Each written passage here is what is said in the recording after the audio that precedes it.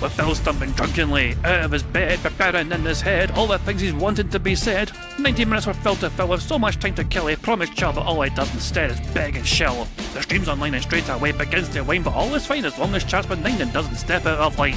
His content's immature for all to enjoy, like fresh manure, but I feel sure he ran through to feel so insecure.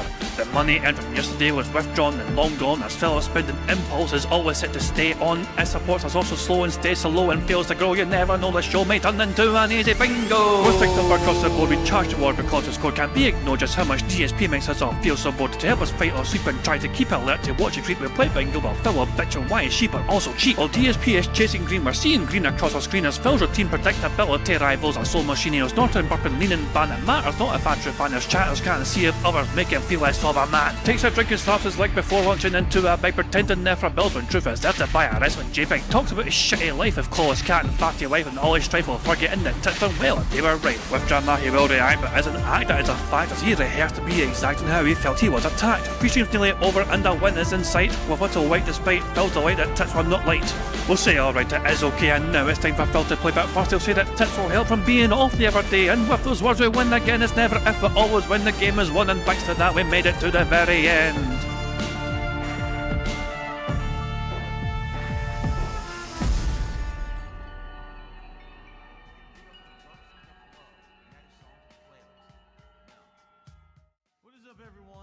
Hey guys, King Jad here, and welcome to DSP Bingo for yesterday, Monday 21st of July 2025. I do hope you're all doing very well indeed, and I hope you're enjoying your week and your day and all that jazz so far. Today is Monday, of course. Phil Burnell not awake getting his chat, at least no sign of a bad man whatsoever, but there's a lot of other people who are alive and well and streaming and all that shit. I thought I'd start off today's stream basically trying to promote other mentally ill motherfuckers. For example, WPIG, as you know, regularly streams these days as well, you know what I mean? He's obviously going through stuff right now in the stream, whatever, going through certain clips. Basically doing what I do, but he does it in a more entertaining way, but he's going through some clips. This clip he's watching, for example, I have ready to go over here, you know what I mean? But yeah, might need to upload a little video from these guys, you know, making fun of Phil's gameplay and things. So WPIG are live. If you like, you know, catch them out for whatever reason, whatever, and say hi to people in WPIG, link to their streams in the chat right now. You've also got Aviga, who's actually awake for the first time in a long time. Aviga's fucking woken up from his fucking hibernation or something, and he's streaming right now as well, fucking bizarrely. So there you go. I mean, a wild Aviga appears out of nowhere to cover Phil's, you know, DK Bonanza stuff. So there you go. If you want to catch up and say hi to Aviga and tell him to fucking go to sleep or whatever, link to his streams in the chat right now as well. Marked One as well is live, you know what I mean? Marked One as well. He streams on Twitch as well as YouTube or whatever. I think his main focus, I think, is on Twitch, you know, but he's on here covering Phil's antics as well, going through some stuff as well, shares his own opinions. You know, he's a big buff bastard, like, you know, bro side Phil, you know what I mean? So, you know, he takes care of himself, you know what I mean? If he's confident enough to stream top bush, you know what I mean, there's a good reason for that, you know what I mean? He puts a lot of effort into, you know, looking after himself, whatever, you know what I mean? And yeah, he has some good input as well. So feel free to say hi to Mark Don as well over on his stream. Now, if you don't want to deal with DSP stuff, there's other people who are live right now as well. Super Chuffer is actually doing a stream, nothing to do with DSP. He's talking about, you know, looking behind the scenes of something that he created.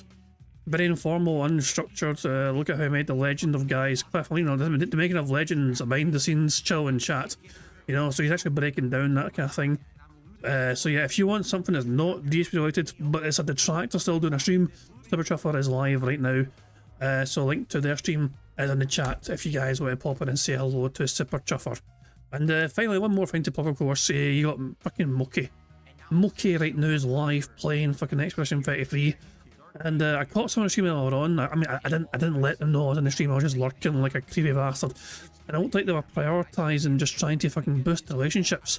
Which to me made it seem like, you know, Moki was doing her best to get a shag of everyone in their camp or whatever, you know. So Moki being a horny bitch and Expedition 33 just trying to, you know, shag everyone around them or something, you know, to build up the fucking party or whatever, build up the relationship levels in the fucking game. Yeah, Moki's enjoying that game right now currently. Good stuff indeed. So if you want to say hello to Moki in their stream as well, link is in the stream chat if I didn't give it already. So they're good stuff indeed. So that's all the current restreamers right now. That's, you know, whether they're restreaming DSP stuff or they're doing their own sort of thing, there's options galore. This is the great thing about fucking being a detractor. You're not forced to essentially fucking just endure like one individual. Is it not one person just saying, okay, this is your content? If you're a detractor, then this is what you got to settle for. No, no, no, no. There's options for people. If people get fed out of me, they can fucking go somewhere else, and vice versa. If they fancy some bingo stuff, then I'm right here to provide for them, as well as rambling incoherently in a Scottish voice. So there we go. Okay, excellent stuff indeed. So yeah, as you can see, we're still Phil's not online yet. Phil's not here yet. So yeah, who fucking cares? He'll turn up eventually, I'm pretty sure. Some tweets to go through first of all. Okay, first of all, I've not seen this yet. I don't know how I missed this before, but Mia blocked me in a video a couple of days ago of Phil's Donkey Kong Bonanza gameplay, and this popped off in popularity. 800 plus likes, you know, and I've not seen it yet, but it looks funny. I've seen it but not heard it, if that makes sense. So I want to try and understand what the fuck he created.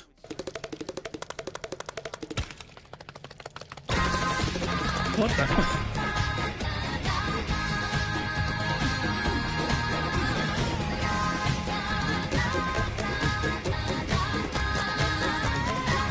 Jesus Christ. Why? Why is it a thing? Why? Why did Mealblock make this? Oh god almighty. So, yeah, Phil also had a very successful day yesterday. You know, Phil got a lot of money in a day stream. He hit 2 goals in a day stream, which saw him do DSP tries yesterday. So DSP tries, it was happened yesterday for Phil because he hit 2 goals out of nowhere, you know. And the night stream saw Phil hit, I think, 3 goals. So yeah, the two streams combined that Phil had yesterday, he made about $780. So of course Phil's on some sort of money high, and they had a bizarre rant apparently about how successful he is, basically because one whale felt generous. So let's hear his let's hear about Phil's success, shall we? And hear his money high ranting.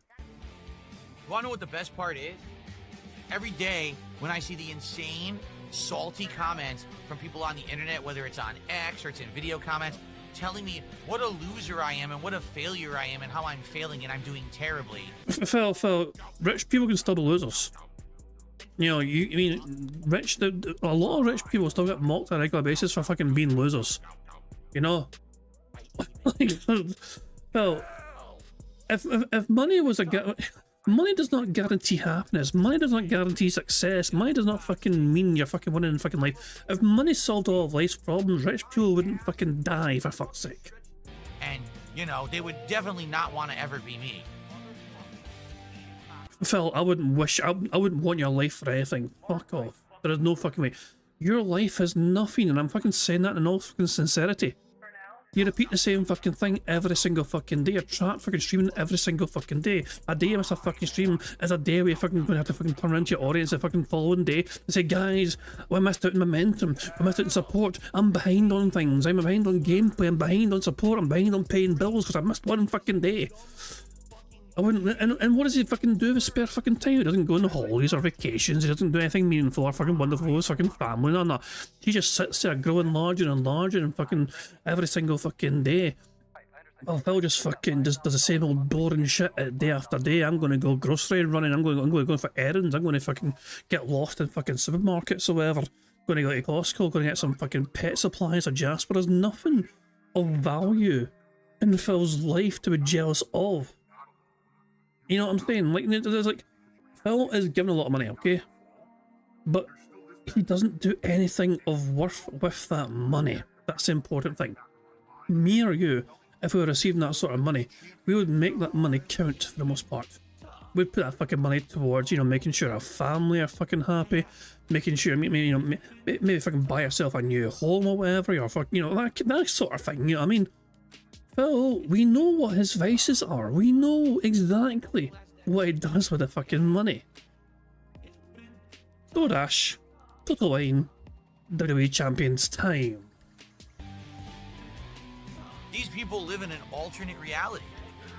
They actually think I'm doing bad. They think that, like, things are horrible for me. Because you know why? Because they watch channels that say that. They literally watch people who just outright lie every day about me, saying horrible things like, oh, Phil's family life has fallen apart and this is going bad for him. Literally none of it is true. Everything is great. Really, everything for me right now is going really well. This has been likely my best year that I've seen in over a decade. I'm not kidding. I mean, when you say best year, what are you saying? What is best about it? Like, Phil, are you talking about how happy you are for your life? Are you happy about how many your friends and family and all that shit? You know, when you say your best year of your life, is that just from a purely financial perspective? Out of drama, and I'm still doing well for myself when it comes to my setup, when it comes to the games we're playing, the playthroughs we're doing, the support I'm receiving. It's all amazing. So money. So basically, he says that based off money, essentially, you know. But Phil, if you're not going to do anything meaningful with that fucking money, there's nothing to be jealous about. So, and I'm past the fucking point of, you know, in the past, before we fucking knew where the money was going, I was sympathetic. A lot of us were sympathetic towards Phil Dents. Because it's like, oh, you know, you're giving Phil all this money, but, you know, you don't know where it's fucking going. It doesn't matter how much you give him, because look where it all goes. I'm well past that fucking point. We know where the fucking money goes. We know what Phil spends his fucking money on. We know what he fucking blows his fucking money on. And it is never, ever going to be enough for him. He was given $780+ yesterday. Today, Phil's going to fucking say, well, great, if we can do it one day, why can't I do the same again today? I guarantee you, he is going to imply in some capacity today that if because yesterday was such a well-supported fucking day, why can't that also happen today? So I don't know where these idiots come up with this nonsense. They just are so angry that I'm doing well and their life is miserable. They have to lie to themselves to... Hold on. What do you mean our lives are miserable? Yeah, man, most of us are fucking living our best lives, to be honest. I mean, honestly, I cannot speak for fucking everyone, but me personally, I'm fucking doing alright, you know what I mean? In a little over 30 days time, I get to go on vacation again to the Canary Islands with my fucking love of my life. I am going to enjoy that week off. I get a week's break from having to fucking do bingo. I get a week's break about thinking about Phil Burnell. I'm gonna go there, I'm gonna get sunburnt, I'm gonna go swimming, I'm gonna get pissed a few days. I'm absolutely we're in holiday mode, for fuck's sake. So yeah, but apparently we're all miserable.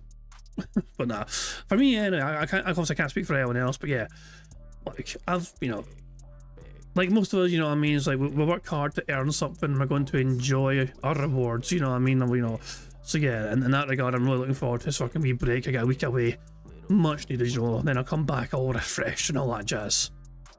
Meanwhile, Phil misses like fucking, you know, one stream doesn't get fucking support, and Phil's like, guys, I'm nervous. I'm fucking nervous, guys. We're losing momentum. It's super important we fucking build up momentum again. Phil hit something like I think it was 4 or 5 goals that Phil hit yesterday, which is also 3 more than he expects because he's aiming for 1 goal per day. Do you think Phil is going to take it into account if today's a slow day? Fuck no. He is not going to fucking acknowledge it, but you know, it's okay we have a couple of slow days because we had such a great day yesterday. He's not going to think of that. It's impossible for him to fucking think of that because he's fucking almost determined to try and fleece as much money as possible from his dumbass dent heads. And fucking let him. His fucking idiot moronic whales deserve to go bankrupt supporting Phil Burnell for the rest of our miserable fucking lives. Oh, because if they didn't, they would probably like lose their minds knowing that I am doing well and they don't like me and they can't stand it. But again, if they would just do something for themselves to improve their own situation instead of being jealous of me, they'd probably be in a better position. Seriously. Yeah, Garsh just said it. Garsh on Kick goes, man, it must suck. You just sit in your room playing video games all day and you make over 6 figures a year. Yeah, it's really bad. It's horrible. Oh, I can't stand it. If only I could just go out and, like, break bricks all day or chop, you know, trees down with an axe. Jesus Christ, man, way to fucking look down on a fucking common person, Phil. This is what I'm saying. Phil thinks of himself as an elitist fucker. Like, he looks down upon the people that have proper, normal jobs, blue-collar jobs, you know? He's looking down on bricklayers or whatever, and fucking carpenters or whatever, fucking, or lumberjacks or whatever, you know what I mean? Or just anyone in general. If you work a 9 to 5 job, Phil's going to look down on you and think of himself as not only morally superior, but intellectually superior, and as a fucking career, a superior career as well, because his career, remember, Phil's entire success is entirely dependent on whether people like him enough that day to give him money. Or sit at a shitty desk all day pushing buttons like this, or lifting garbage, or, you know, oh, if only I could... Jesus, man! Like, you know, holy fuck, man, what you fucking shit on the fucking thing? There's nothing wrong with fucking working to provide a living. Like, if people are working as a garbage man, then that's an important service. It pays well. I mean, it's not a fucking nice job to fucking do, but a job's a fucking job, and I respect fucking people that fucking put the time to fucking do it. You know what I mean? Phil Burnell is fucking allergic to fucking looking for a fucking work. You know, there is going to come a day in the not too distant future where this support for Phil is going to dry up, and he's going to have to seriously start thinking, I need to actually get a real job. This support he is getting currently from a small number of individuals is not sustainable. That's a fact. The majority of Phil's support lately has essentially been from a literal handful of individuals. That is not sustainable. So yeah, there's going to come a time when fucking reality's going to come and bite him in the arse, and Phil won't have a fucking clue what to fucking do about it because he's been out of fucking work for 20 plus fucking years or whatever. Those other jobs, right? I mean, being my own boss and having fun with people all day on stream and making a lot of money doing it, what a horrible existence it is. I wouldn't wish it on anybody. Okay. Yeah, but that's what I'm saying, though, you rely on the fucking charity of individuals. You literally rely on the fucking the kindness of other people in your chat. If they decide that day, you know what, I don't feel like giving Phil Burnell money this day. I'm not really big on the content he created this day.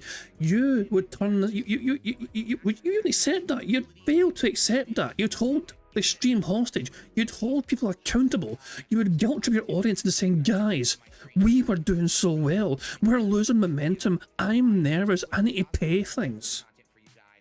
Look, I've said it time and time again. I'd rather have my life. I wouldn't wish Phil's life on anyone. Phil's life is the fucking same shit over and over again. It's like fucking purgatory, where he's doomed to fucking repeat the same day over and over and over again, playing the same shitty games, saying the same fucking shitty thing over and over and over again, because there's literally nothing else he fucking can do. What else could Phil Burnell do with his fucking life if he wasn't begging online to strangers for fucking money? It's just insane. Outside Phil was in the chat saying, let me tell you something, it's just terrible getting the dopamine rush of crushing goals. People said weren't possible with project management. Yeah, you've been doing well lately. I see, you know, you've actually been killing it, yeah. I seen your tweet earlier on. Which I thought was funny. Hold on. Let me search you, yeah, big beefy bastard. Hold on. What is it? Yeah. Your goal that you Phil. This is a tweet I saw earlier on from Broadside Phil. No one at my work can say robust, tangy, smoky meal or any number of other phrases without me smiling. Then I see this today, and apparently, you know, this is like part of Phil's like fucking thing today. You know, sorry, Broadside Phil's thing today. There's something called act timeouts. So I seen that today. I thought it was fucking funny. Of course, act timeouts. So what? The act timeouts. You just take a time out of your day to just go ack in unison together. Not just one of you. Also, you get a group of you. Let's take 5 minutes, guys, and get our ack out there. Just all you in a group going ack. Thank you very much to Grease Monkey for a £10 super chat. It says, my day job has been a logistics driver 5 days a week, and when I get home I do commissions for clients as a side hustle, and I feel that my life is more eventful than this sad existence. That's a hard fucking going job. Like, driver, and you know, for me, like, my old man was a driver. He went and drove trucks all over Scotland and the UK as well in general, you know what I mean, you know, and that was, but he had like 2 jobs as well. Like he always worked, he worked himself to fucking death practically, my old man, you know what I mean. But he loved doing that though, essentially, you know what I mean. Like he was a worker, he was a grafter, you know what I mean. And I know it's not easy to do those sort of jobs, you know, driving as a career as well. We're driving multiple hours a fucking day, and it's just hard to, obviously, you got to fucking make sure you're constantly paying attention as well, not shit, you know. And as well as that, you obviously have a wee side hustle thing you say you do as well, questions for clients and all, you know what I mean.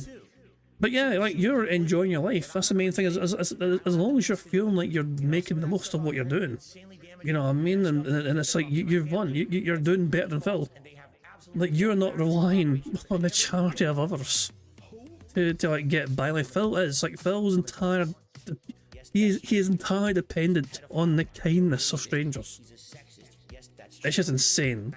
But that's what it is, you know. That was that clip there from Phil. What a fucking insane fucking rant that was. Jesus Christ. Also, a little reminder here, so DSP got a reminder tweet as well. Reminder, DSP bragged tonight about making 100k, yet he still hasn't fixed his bathroom, his dishwasher, his broken cabinets in the kitchen, the tiles are cracking, they can't remodel the kitchen, there's also some mould and damage in it. I think there's some like mould damage and all shit, water damage as well, historically. Also, he can't go on honeymoon, and he can't take extra days off. This is who we're meant to be jealous of because Phil's making so much money. And yet, he is still not able to give Cat that goddamned honeymoon. Maybe in 20 years' time, Cat will get a honeymoon, who knows?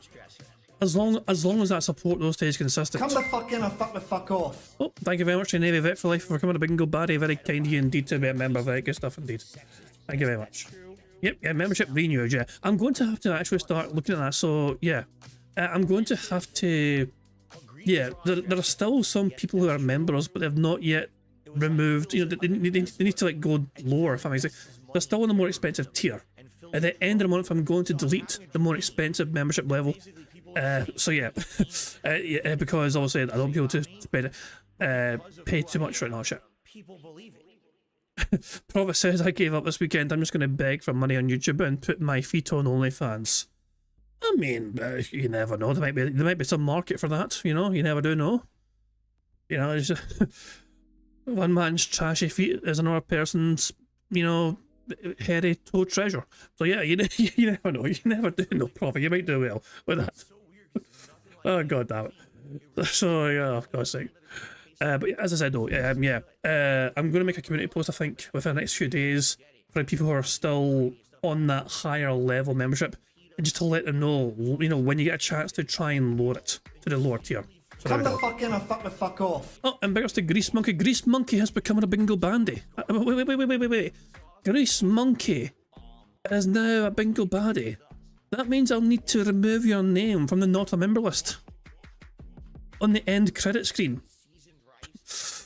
Yeah, hold on, I'll do that right now actually before I fucking forget. Hold on, so hold on a second, not a member list. Hold on, wait, fuck, hold on, what is it? Shit. So now the list of people who are not members is basically BST. BST or all. Oh Jesus Christ. BST staying grey forever. I guess I've need. Anyway, there's one more clip here to go through, okay? Broadside Phil had a rant here about Phil. I think Phil was having a go and was talking again about his health, whatever. And Broadside Phil's points are: 1, you're not 190, stop lying. 2, cool, get some weights and start lifting. 3, you're way past I've lost some muscle, you're in full-blown atrophy. 4, oh my god, you can't spot reduce fat. And 5, oh my god, you can't spot reduce fat. Let's see. Fat guy like John Candy. Yeah, the most lovable 190-pound, 6-foot fat guy. Pretty interesting. No, it's like I told you guys recently. I did weigh myself again because I haven't weighed myself in a while, and I'm 190 pounds. And nope. When I was a nope. teenager, no, actually it was 20. I think I was 20, and my doctor had told me, okay, so just so you know, you're pretty much grown as tall as you're gonna grow. You're pretty much at your like ideal weight, and this is it. You need to be around like 180, 185. That's your ideal weight. So at 190, I'm still a little bit. I got a little bit of that, you know, tire thing going on that I'd like to get rid of. But I feel so much better right now than I used to, because I'm not eating bad anymore, because I've lost all that crappy weight. My legs feel better. Literally, a couple of hours before this, he ate 3 wraps and a Whopper from fucking Burger King. Like, he consumed a lot of shit just mere hours before it from Burger King. And he's like going, yeah, this is the healthiest I've ever been. I'm eating so fucking healthy. Get the fuck out of here. Back, my knees feel better. Which is awesome, obviously. I think what I should do is I should, at some point, start doing base. Come the fuck in or fuck the fuck off. Thank you very much to Daniel Cannon for popping their 5-month Bingo Barry measurement. He's saying, not eating bad, what the fuck? I agree. I know. know. It's like, what the fuck, man? It makes no goddamn sense, does it? Oh, it's utterly fucking bizarre. But there you go. That's just a DSP for you. Exercises again. Maybe I'll get one of those. Wait. We need to read this. We need to read this for a few seconds because Phil's got an idea. Phil has a plan. It looks like. Start doing basic lifting exercises again. Maybe I'll get one of those dumbbells where you can adjust the weights, just so I can do curls and basic exercises. It feels like Phil saw that Simpsons episode where Homer bought a dumbbell, and then Homer just kind of went on full, like, you know, robot mode where he can just use a dumbbell non-stop until he had a really strong arm. Like, what the fuck? What the fuck? Oh my dog! What's up? Phil's logic, well, if Homer Simpson can do it, surely I can do it as well. Bro side Phil, thank you for the $2 super chat. It says this is pain, pure unfiltered pain. Don't worry, there's only about 20 more seconds of the pain to go. Nothing too crazy, just basic stuff, just to try to build some more muscle mass back onto me, because, you know, I haven't done anything like that in a zillion years. Straight. I lost a hell of a lot of my muscle mass. So now, you know, put it on where you want it. Take the weight off of the fat and put it on the muscle, right? That's what you want to do. Oh my god. Awful. Awful. Just awful. Awful. Awful. Oh god almighty. Oh, the crown fell over. That's not today though. That happened a while ago. I'm pretty sure Phil's not live yet, you know. Yeah, he's not live yet.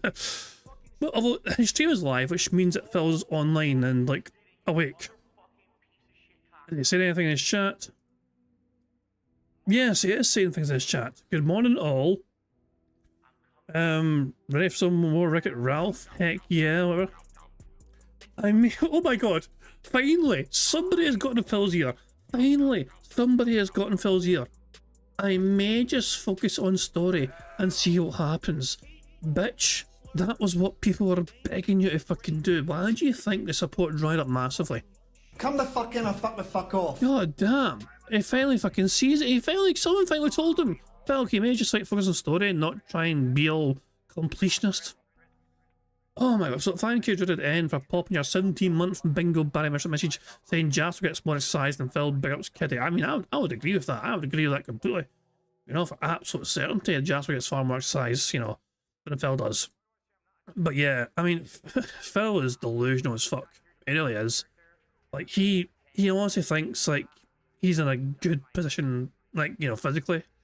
Nah, we have witnessed him waste away, atrophy away, his fucking leg muscles, his arm muscles especially, you know what I mean? And yet the gut remains, the fat guy titties remain as well. Like, it's not healthy, and also we see him drinking on stream on a regular fucking basis, you know what I mean? Even the times he claims he's not fucking drinking, he's definitely fucking drinking. Get the fuck out of here. I don't know, man, but yeah. It's just fucking insane to me, it really is. But anyway, Christ alive, absolutely insane. So there's a couple of things for us to enjoy. Before Phil goes live, a couple of things we can enjoy first. First of all, a bunch of Nintendo YouTubers mocked DSP's Donkey Kong failure. So I thought we'd enjoy this together. I watched this actually, I've already seen this. I watched it after Bingo was done yesterday, and it was pretty good. So it's a short little video, so it's like 3.5 minutes long, but yeah. The Nintendo YouTubers find it amusing to laugh at DSP. There's been a couple of platforming moments. I remember there was one challenge room where you have to spin on a rock and glide down the. Actually, I can show you it because I have a clip from it. If you will humor me here for a second, I'm not sure if you guys will be able to hear this. Oh no. I'm not. Hold on. I'm not sure if the sound's coming through. We need the sound to come through for this. It's very important. It's so funny. It's very important to have sound. Let me see if I do this. I don't know if you guys will be able to hear it, but I'll give it a shot. I don't understand. What the hell's going on? What?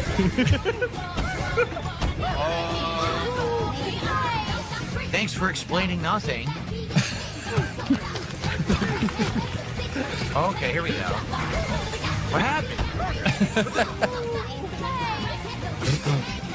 Sure. I thought you could turf surf on the thorns. I guess not. What happened? Go Why did Daddy, it you break? feel? I'm dead. What happened? I don't understand what's going on. It's breaking instantly. That was actually the moment I was thinking on for the 3D platforming. That's our friend of the show, DSP there, who we recently showed his Mario Kart performance on the channel. Oh, sorry about that. So I was too loud. I couldn't actually hear the notification go off because of fucking the video at the time there. Thank you, Grease Monkey, for the. Hold on, let me replay the animation because I fucking didn't hear a thing. How many get gold out of you, Phil? So thank you, Grease Monkey, for a £20 super chat. Very kind of you indeed. So I'm probably going to be my last tip for a bit, but I just want to say you deserve every penny you make. You never let us down. You entertain us daily, and you always make us feel welcome. And you also you gave DSP money on a live stream. Look at that last bit's not true. That last bit is blasphemy. I've defended myself multiple times with that last bit. That was an impersonator. That was a fraud. That was a faker. That wasn't me. You know, I was framed. There's no I was framed. It wasn't me. Oh, for God's sake! But thank you very much for Grease Monkey. Also, it's like no one ever also has to give anything away. I mean, it's like if people want to, they can, but it's never about that. Bingo's not about that. It's just I appreciate anything that if people want to, also they fucking can. You know what I mean? But it's as long as people are enjoying themselves, as long as people are having fun, that's the main thing, you know what I mean? And also, the more support I get as well, of course, it goes towards a bingo prize fund as well, so I can give back to one of you guys when we have that marble race at the end of the month to, see who gets table, It's obviously the support I get, I mean, I can only do that. I can only do the giveaways as well. Every month, that's possible because of you guys being supportive, so I do appreciate it, but I'll also say it's not necessary, though, it's no... So yeah, unlike Phil Burnell, it's not going to be like, guys... Momentum's slowed down. That bingo prize fund is not growing too much. Momentum's slowed way the fuck down. No, it's never. You're not going to fucking see that happening. Oh, yeah. But thank you very much. Very kind of you indeed, Grease Monkey. Yeah. Cheers again for the kind words. Right, let me rewind this for a few seconds. And then we can see. As I'm saying, the video was so loud at that point I couldn't fucking hear the notification. My bad. But yeah, let's enjoy this compilation.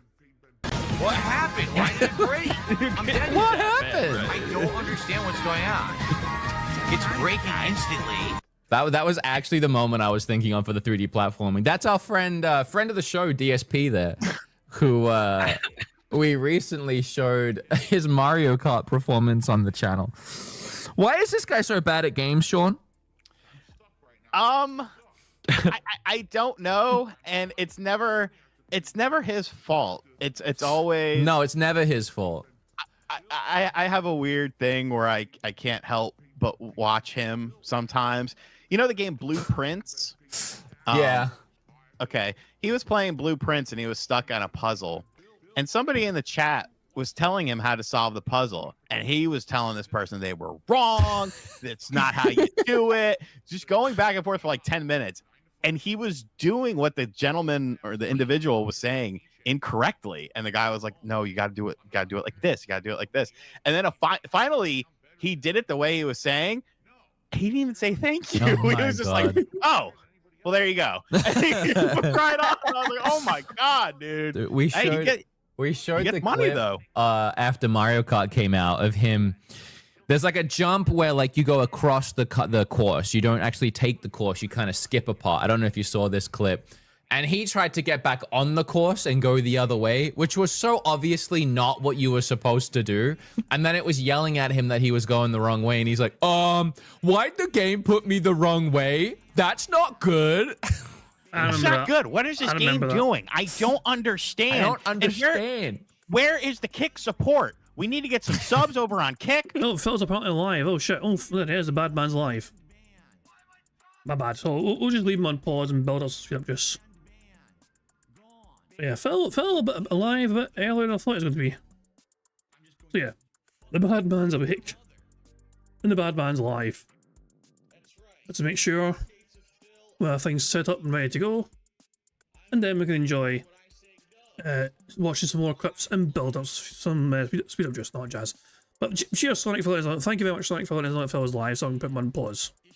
We need to get some super chats going. There's not been any super stickers or anything like that. Let's get some support going. Oh my god.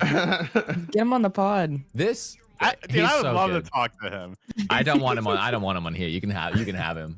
I would love to talk to him. You can take him. Fuck you. Who the fuck are you to make that kind of a crazy ass thing? But yeah, that's a Mighty D video, as you could probably tell. Just good little clip there from Mighty D, good stuff indeed. And yeah, that was a good upload. So, let's build up some more speed up juice, shall we? There's a compilation Snort Brunel recently made here. DSP rejoicing at the fall of the FGC, admitting 6 figures a year. I mean, we all knew Phil made 6 figures a year. Phil has made 6 figures per year every year for the past like 13, 14 years or whatever, you know. That's nothing strange or unusual. We were aware of that. Phil wasn't big on sharing that information because, you know, it doesn't like people knowing how much money he makes. It's kind of hard for somebody to beg every day if they then brag they're making 100k plus per year. So Phil was always kind of very shy about trying to share what he actually made overall. But yeah, I guess Phil's money high yesterday saw him fucking slip and say, yeah, I'm making 100k per year, bitches. Yeah. And also Phil mocking the working class as well. We saw a bit of that earlier on. We saw a bit of that being done earlier on a Twitter clip. So yeah, let's see this compilation from Snort Brunel, and then we can start bingo. Now let's play the game.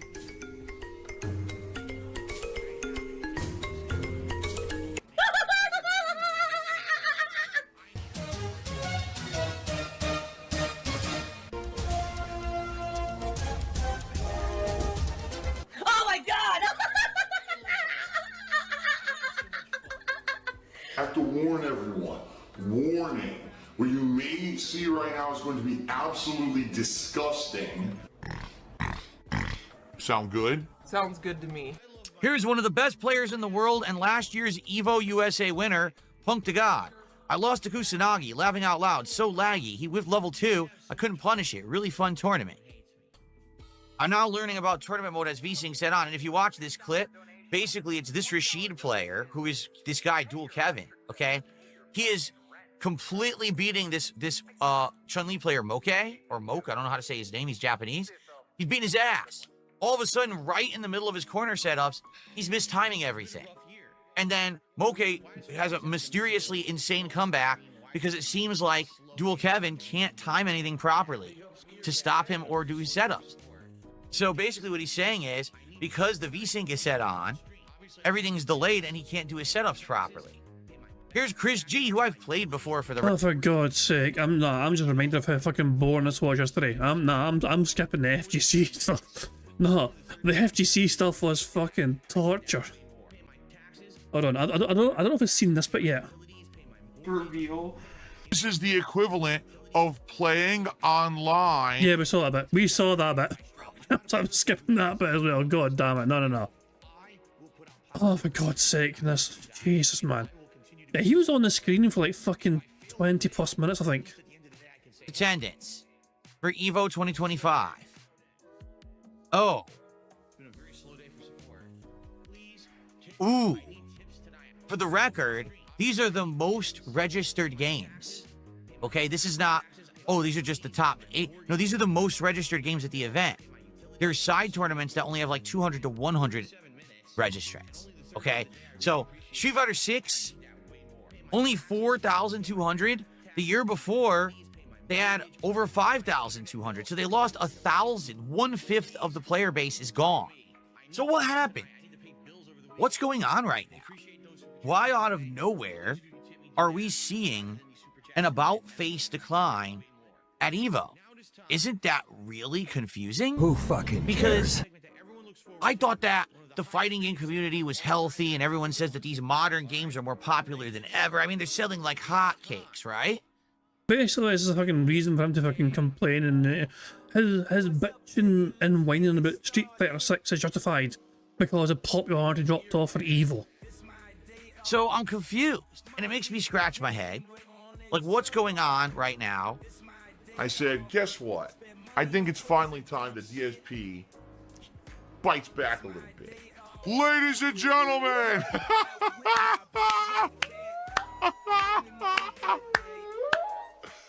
Ladies and gentlemen! Harsh but fair. just gifted 9 subs. I've never run into this thing before. What is it, a money creature? Yeah, look, it's a money creature. It just throws money around. What the hell was that? Yeah, I don't know why YouTube chat is so dead quiet today. It's weird. Like, no one in YouTube chat's really talking. Kick chat is talking. YouTube chat is like asleep, and I don't. That sums up everything. Like Phil doesn't really pay attention. It doesn't matter if the chat is dead. It doesn't matter to him as long as one individual gives him the money he thinks he deserves. He'll still see that as a good day. Doesn't matter if the fucking chat's fucking dead. Doesn't matter if the fucking chat's not saying a fucking thing and they're bored or fucking nut. As long as Phil makes his fucking money, that's all he fucking is concerned about and nothing else. Get it. Skip the Hello, Ramon Sanchez, how you doing? butt this time. We've seen it. Oh, instead of the butt, we get this. Sweet. We get a totally different Reedus view this time. Wow. Now, you know that Hideo Kojima actually has the raw footage of truly naked Norman Reedus, and he keeps it for himself, and he watches it between game dev sessions. The full body scan was undertaken. All right. I'm gay, I'm gay, I'm gay, totally gay. Oh, guess what? I have received, are you ready for this? A $191.11 tip. It is from More. Is it a whale? It is a whale because it has those whale-like teeth that filter things. It looks like cones. He's got a big old eyeball. I'll be back tonight around 7 p.m. Pacific time. Yeah, so, hold on. Maybe Philip's saying, are you fucking kidding me? Yet Phil was whaled a lot yesterday. In fact, Phil made more money in a night stream. So the day stream saw Phil make $316. The night stream, Phil made even more. And it was the same usual suspects essentially kind of wailing out at him, you know what I mean? So yeah, but Phil made bank yesterday.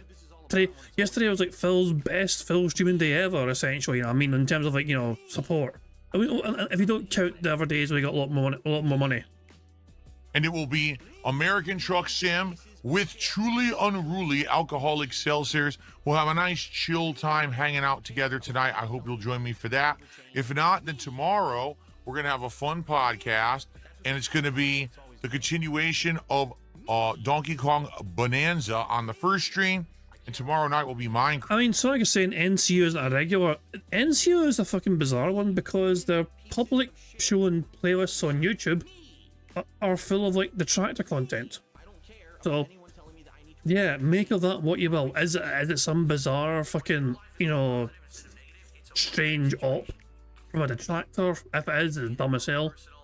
Like, if you're going to if you're going to throw a lot of money at Phil Burnell and hope to fuck him over in the future by trying to charge it back or whatever, you're fucking dumb as hell. Because there's no fucking guarantee you're gonna get that fucking money back.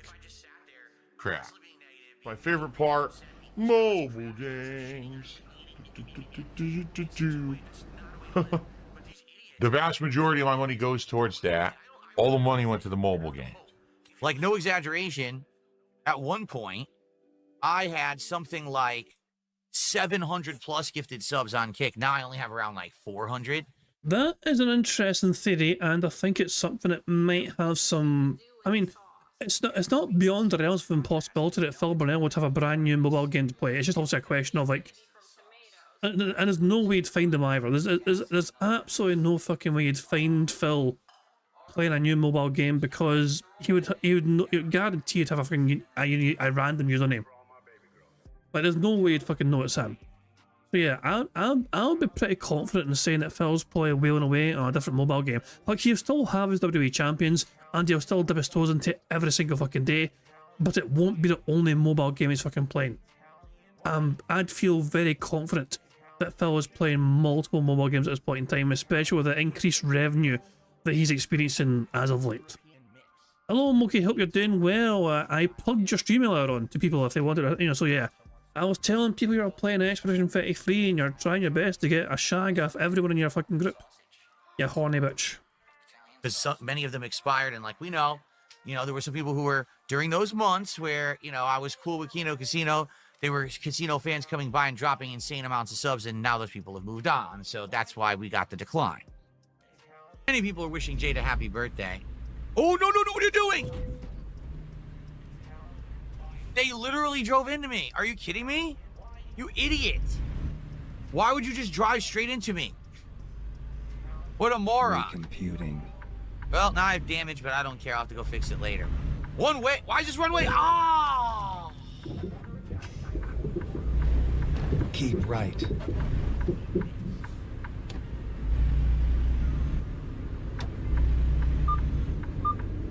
Ah!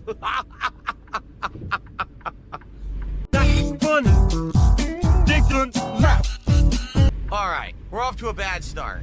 I've already probably just made $10,000 of damages to my truck and got a $900 vehicle traffic infringement penalty. So let's get to pick up the job and get these pigs, and then I'll do a shout out for this very... That's right. Phil's job here in American Truck Sim was delivering a cargo of pigs. He literally has a whole bunch of pigs in his truck here in the game that he needs to fucking deliver so he can make money. You could argue you can call them pay pigs, because Phil gets paid for delivering them.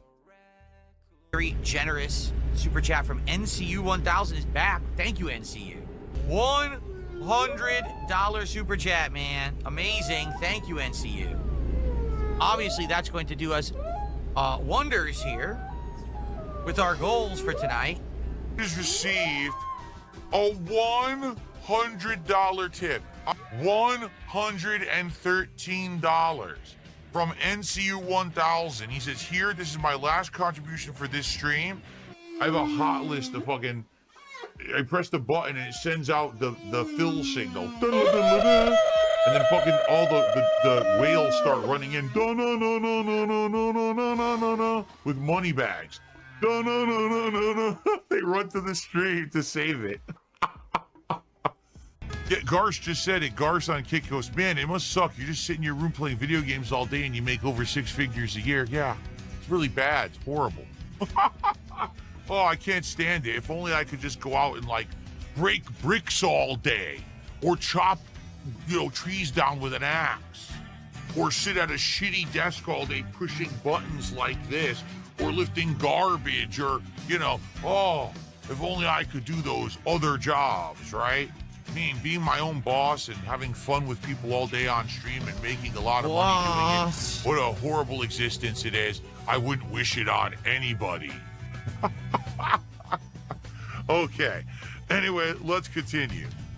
I work 6 days a week over full-time hours. Who fucking cares? I work more in the days that I stream than if I had a 9-to-5 job. Honest pay for honest work. Fuck you. I don't do honest work, asshole. Only suckers do. Only sucker works a 9-to-5 job. Wall, great night tonight. A great day overall. Yeah, that's what someone just said. 5 goals hit today. Holy crap, was I expecting that today? No. I was not expecting to hit 5 goals today. And that's the best part too, when people say, you're playing the most boring games. You're playing Death Stranding 2 and Truck Sim? Yeah. Look how well I'm doing. But then those games will also fucking sometimes fucking get no support whatsoever, and you'll blame the game. The very same games that fucking saw you make almost $800 a single fucking day could then fucking, the very next fucking stream, they could fucking make you less than 100. And you would blame the game for that. Even you're crediting the fucking game for doing so well this time round, when it doesn't do well, you blame the game. So it's like, you've got to fucking keep a consistent fucking narrative here, Phil. It's really important that you fucking keep the fucking narrative consistent here. Because it doesn't really make a whole lot of fucking sense, to be honest. So, well, eating. I don't know what else to say. If you're that upset about it, well, eat my butt. Okay. But Phil, then you fucking get streams where you get fucking no support whatsoever, and you fucking guilt trip the audience into fucking thinking they done something wrong by not fucking throwing money at you, like you fucking, like they're meant to fucking done it or something. Like, it's apparently in Phil Burnell's fucking bizarre all the shit head, it's an impossibility for him to have fucking done a stream which does not merit any support whatsoever. He thinks what he fucking does is worth $150 at least per stream. It is insane. He thinks himself that he's worth that. It's just absolute insanity.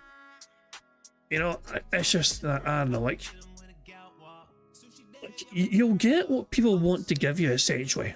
You know, if you can accept that, then like, like honestly, like, I know it might sound pessimistic of me, but I feel like you should go into, you know, this is my approach for bingo streams, for example.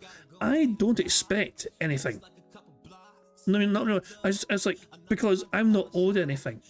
I have had several bingo streams before where there's nothing has come in for support, and it's not been a big deal because it's not about that. I don't mention it because it's not about that either, you know what I mean? And sometimes I'll say it is, of course, you know, and sometimes... Dog, what's up? For the most part, I get support and I'm very grateful for it, but yeah. And she's a big fucking bitch. Yeah, Days of Today, for example, I'm getting great support, which is fantastic stuff indeed, but as I'm saying, no, it's not about support, you know what I mean? And the streamer should not fucking try and fucking make it seem that way. Phil does. Every single fucking game he fucking plays is essential behind a fucking paywall. If you don't pay up, then you're gonna fucking not see this game again. The guilt trip and the threats to fucking wage quit a fucking game is non-stop from Phil. It's a disgusting tactic, but it's just fucking Phil. And Phil's defense is his fucking business. But there you fucking go. Thank you, Sonny, for the $5 show super chat, saying, is the birthday boy still in chat? Hi, birthday to Prophet in Brittany Gates for this Wednesday. Hold on. Prophet is your birthday? You kept that quiet, you bald pervert. He was in chat earlier on talking about doing OnlyFans for his feet, you know? So, yeah. Jesus, I didn't realise it was Prophet's fucking birthday. And yeah, also because it's someone's fucking birthday. Old bastard! Yeah, you fucking go. I tell you what, I'm not sure if Prophet's still in chat, but I'm going to just fucking send him a quick message in Discord just to call him an old bastard. 2 seconds. There you go. Old bastard high birthday, that's what I said him in the fucking chat in Discord. So I mean, I don't know if he's still in here and YouTube chats, but fuck it. I sent him in Discord anyway, so good stuff indeed. So thank you very much as well to Dreaded End for the £5 super chat, who says, shout out to my amazing missus for getting her dream job at the airport and somehow finding and watching Phil feel that life as funny as I do. Love you. Wow. Hey, well done to your missus. Well done to your missus for she went and sought out. She worked hard to get something, she fucking got it, she achieved what she wanted. Yeah, there you go, that is great. People have ambitions, people have goals, and they fucking achieve their goals. Big ups to Dreaded End's missus for getting what they fucking worked hard for and getting what they wanted. Well done to them. Anyway, was it good stuff indeed. So yeah, let's watch the end of his compilation. It's almost over and then we can start bingo. But my point still stands. Phil's priority is also the entertainment aspect of the streams is not a fucking factor, because to Phil, a successful stream is not about how much fucking he made people laugh, but how much money he made that day instead. Like a slow support day for Phil, people are made to be aware. He will not be shy in letting people know that a slow financial day for him means it's a bad day for him. No content creator should fucking do that to the audience. So maybe we have to figure out tomorrow night what to do. I don't know, maybe we should return to the caves. We haven't been to the caves in a while. So maybe we go back there and see if we go further in what resources and things we can find. We'll see. All right, everyone, thank you. What a great day. Thank you all. The only bad thing about today was Burger King sucked ass. It was seriously? He made almost $800 a fucking day and he's still complaining and bitching and whining about the Burger King. That is suck. Get the fuck out of here. Also, by the way, Sonny also pointed out it's Brittany Gates' birthday on Wednesday, so yeah, big ups to Brittany Gates as well. So yeah, happy birthday to them as well, come Wednesday for sure. But yeah, I don't want to make it sound like I was just like neglecting Brittany's birthday and all that jazz. But yeah, Russell Phil's asking, is the bad man on? Yeah, we got him on pause. We're going to be starting bingo very soon. We got him on pause, but yeah, he's been on for the last like 25 minutes or so. It's really bad. But outside of that, the streams were great. The support was great. The vibes were great. Jade had a great birthday. Everyone, had a good one. That's what it's all about, right? All right, everyone. Have a good night. I will see you all tomorrow. for another good one, starting with the Level 1 podcast and Donkey Kong Bonanza. Good night, everyone. Peace out. I will see you all tomorrow. Bye-bye. Who fucking cares? I do drink, though, occasionally. And quite frankly, maybe tonight is occasion for a drink. Do I drink gin after the streams? Yes, I do. I jump into an entire bathtub full of gin and I submerge myself for several hours. It's the only way to live. There's still this back here. And it's still in the back of my neck, the back of my head, the back of my mind, and it's always telling me it's WWE Champions time. I love it. I love it. I can't help it. Is a mobile game. Never mind the rest of it. Never mind it. I can't help it. You got to just like chant along to it like it's a fucking mantra. You can't stop yourself from doing it. It's just too damn good. But there we go. Sometimes I fight the urge to say it and be professional, and sometimes like, fuck it, I'm joining in, it's fucking good. It's too fun not to. Anyway, it is time for some bingo, and to play bingo today we're going to need some bingo numbers. So, how about this? The third number in chat, the very third number in chat will be the number I use for today's bingo card. So it's not about who's first, it's about who's third. So the first number in chat was the Fox for 69, second was Chris Danks. And the third was Guybrush Fleetwood with 98. We have our bingo card for today's show. Excellent stuff. We need Phil to say and do the following for today's bingo. We need Phil to say meaningful, him pointing at the camera, him saying something style, you know, like a RPG style or Gangnam style, him being all clown mode, and him saying so anyway. The second row is Phil saying you see, day off, him discussing drama, him saying business and new games. The third row is Phil saying by the way, no exaggeration, DSP tries it, fun, and him giving somebody a good old fashioned leaning manual ban. In fact, if I refresh the kicked ban list page, I might be able to take it off right now. I can take it off right now. Phil has banned 3 people today so far. Lock Up Nape, John Stamos Real, and Revenge. Oh my god. I'm not going to read that last one. But yeah, Phil banned these 3 people already. So yeah, I'm going to just tick off Ween and ban. That's already there. Reese Monkey is saying otters, we have him in standby. We have him in standby, ready to enjoy, and it's a lovely day. It's a beautiful day in the Vancouver Aquarium. The sun is shining, the otters are out frolicking about in the water, looking all cute as all hell, so good stuff indeed. So we have otters, should we need them to detox and all that jazz. So anyway, where was on the bingo card? Sorry, the fourth row on the bingo card is Phil touching his eye, him saying help, interactive, what I mean by that is, and oh. The fifth and final row is Phil standing up randomly, him discussing politics in some manner, him saying king, it is what it is, and finally, idiot. That is our bingo card for today's show. Thank you very much for helping us pick the bingo card, Guybrush Fleetwood. Now, of course, there's a variety of ways for us to try and get free spaces to help us on our way to our Full House bingo card. For example, if Phil burps, snorts, or sips 10 times before he starts recording for his shitey gameplay, that gives us a free space. For every 6 minutes and 40 seconds that Phil begs, that also gives us a free space. For every 5 new or rejoining members we have to bingo streams, that also gives us a free space.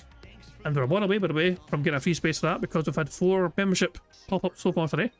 So either a new member or a renewed pop-up membership message, one more of them will get a free space. And finally, the best way for us to get free spaces, in my opinion, 50 likes, 1 free space. 75 likes, 2 free spaces, and 100 likes on his bingo stream before I finish playing bingo. Not only gives us free spaces, but you guys also get to enjoy the Bubbles animation made by the supremely talented Pixar Animations to celebrate the 100 likes on the stream. Plus, if Jade shows up and Phil's outside of Jade, we get a free space for that as well. So you guys are in full control some of the ways we can get free spaces on this bingo board, but the rest of the ways are controlled by Phil and his bizarre body functions, as well as him begging like a little bitch that he is. So good stuff indeed.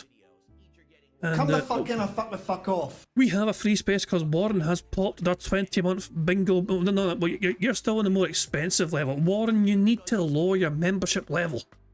You need to lower your membership level, pal. You know, I'm just saying, so yeah. Thank you, Warren, for popping your membership message, but I love it. Just lower the level already. You know, I'm going to delete that more expensive level soon. So get yourself down to the lower price tier. I think, didn't you say you tried to do it before, but it wouldn't let you or something? Like, apparently, well, according to Sunny, you need to cancel your current membership and then immediately pick the lower one.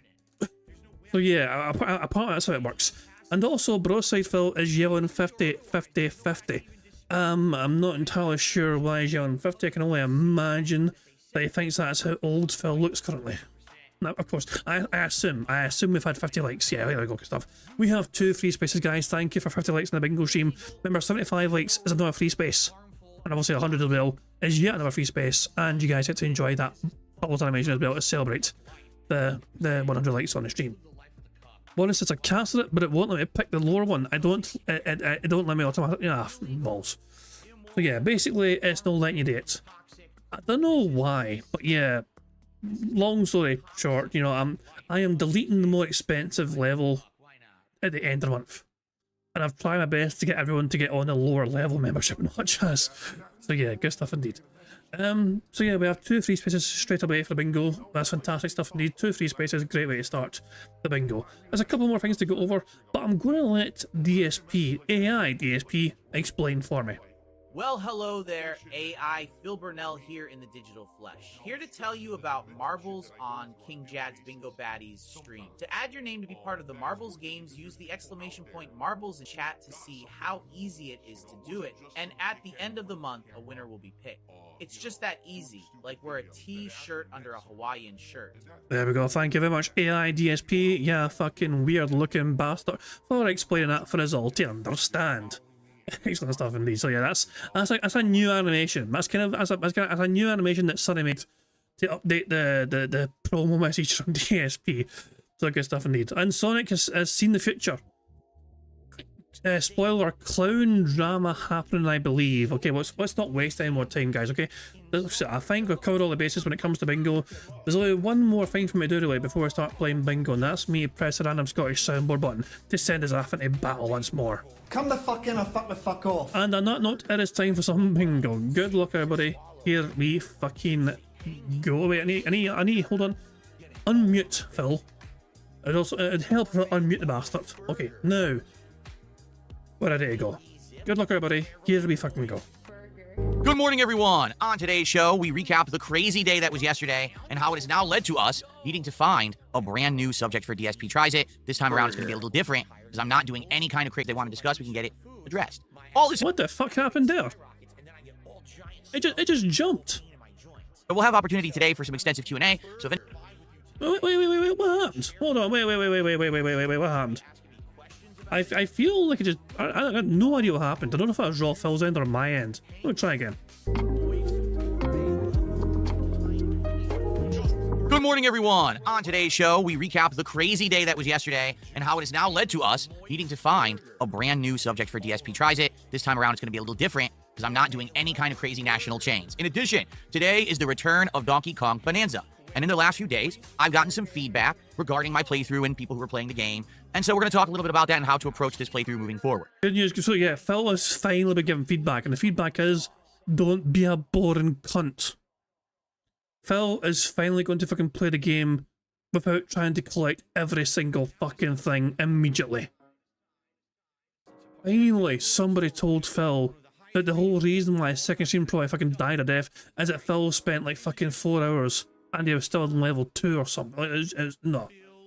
The fact that he had to have somebody explain that to him is incredible.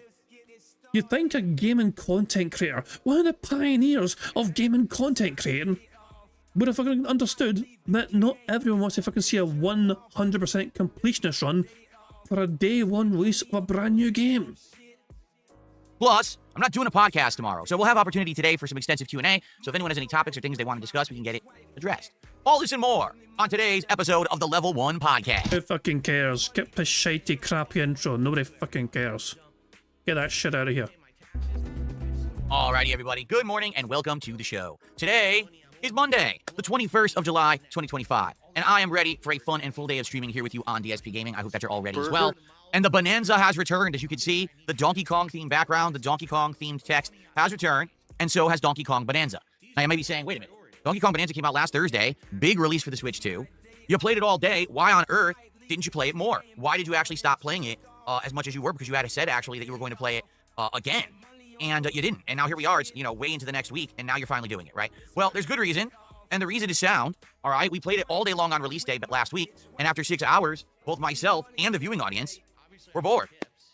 We had beaten the entire first world, gotten to the second, and it was just more of the same. More of the using the sonar to find either bananas or fossils, digging constantly to get them, solving optional puzzles. It was just the same exact gameplay loop without any variation. It wasn't even like they were adding new things to the game. It was just the same thing over and over.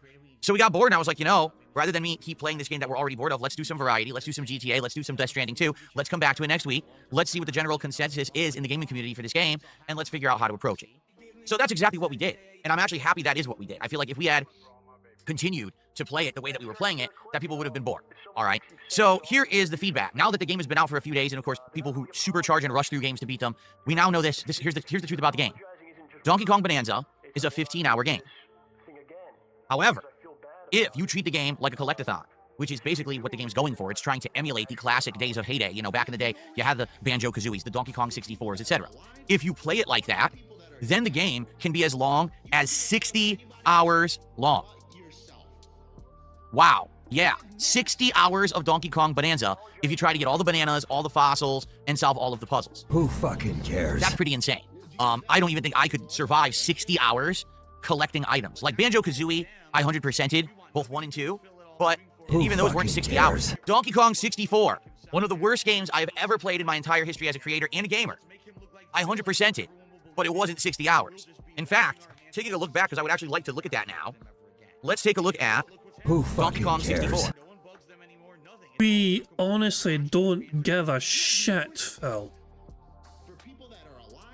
My playthrough of Donkey Kong 64 was 33 videos long, each video being an hour long. A few were a little bit longer. I'm taking a look. Some of them were like, you know, an hour and 10.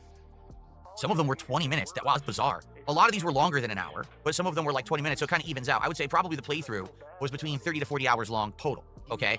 So, can you imagine now doing a modern-day collectathon?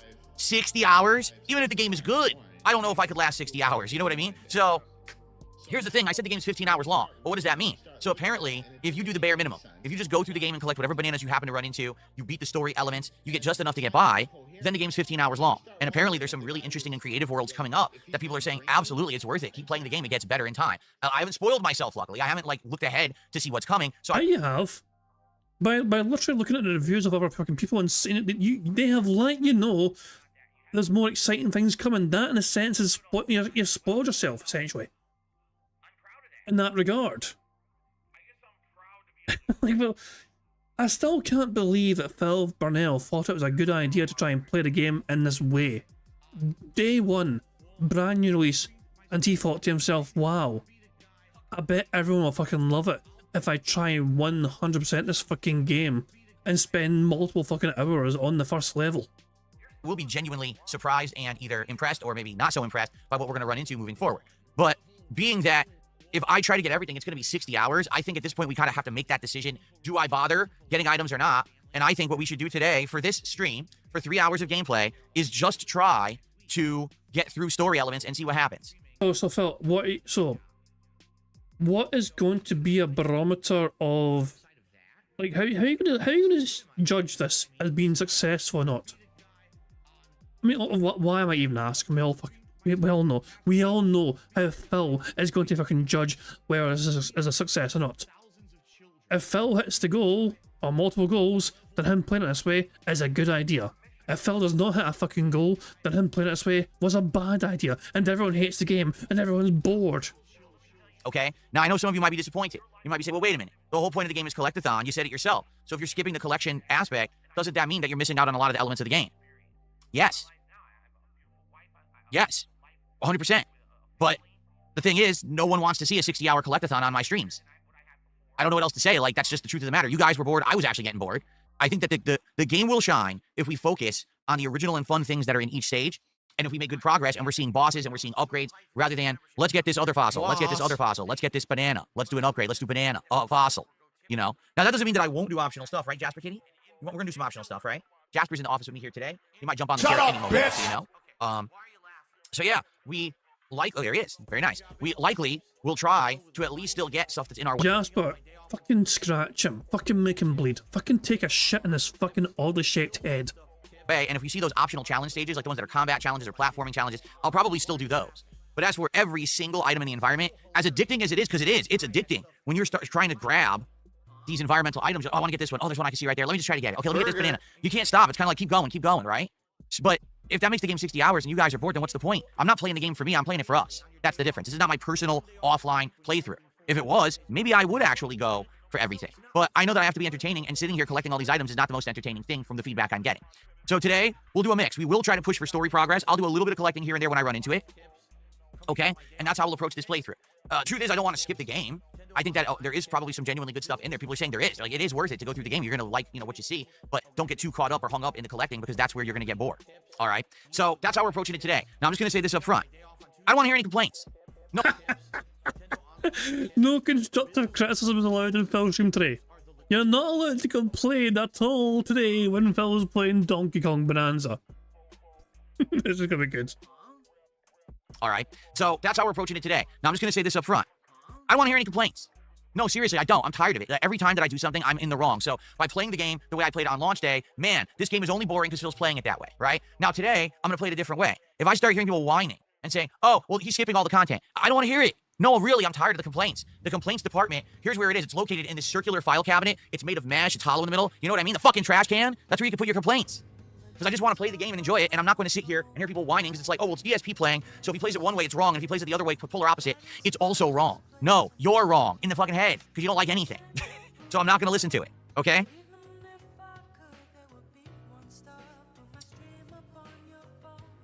Okay, so that's the attitude that I'm having with Bonanza today. Let's see how it goes, all right? The other factor here is that we have quite a few games that you guys want to see, right? I didn't play Tony Hawk. I did not play the new RoboCop Rogue City standalone expansion. There's other games coming out in August that you guys want. And I still owe you guys a Suikoden 2 HD playthrough. How on earth am I going to play all these games if I'm doing a 60-hour collectathon? The answer is I'm not, all right? So instead of that, let's play it more casually. Let's just try to get through the story today. Let's see how it goes, all right? All right, that's how we're approaching it, and I hope that you understand, and if you don't, I'm sorry. If you don't like the game, if you don't like the way I'm playing it, you can go elsewhere. A million people have already rushed through this game over the weekend and beaten it in its entirety, so you can go watch their playthroughs. Okay. Oh, he's jealous that other people got their playthroughs up before he could. Oh, boo-hoo.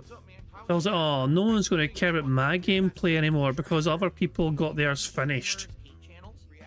That's your own fault, Phil. Cool. So that's settled. Now, what I'd like to do is let you guys know an update on the schedule, because the schedule has changed a little bit based on what's been going on and based on feedback. All right, so I want to give you an update on that so you know what to expect this week. Then we have to work on DSP Tries It because you guys were so supportive yesterday. Okay, if you can believe it, we hit not just one, not just 2 goals, 1 for each stream, not just 3 goals with a bonus, not just 4 goals. We hit 5 support goals yesterday. That's insane. Thank you, obviously, if you were one of the people who supported this channel yesterday. That was not expected. That was unprecedented. To just come back on a random day and hit that level of support is wild. So not only did we qualify for the DSP Tries It of the Barbecue Brisket Whopper at Burger King, but then we got 3 more goals in.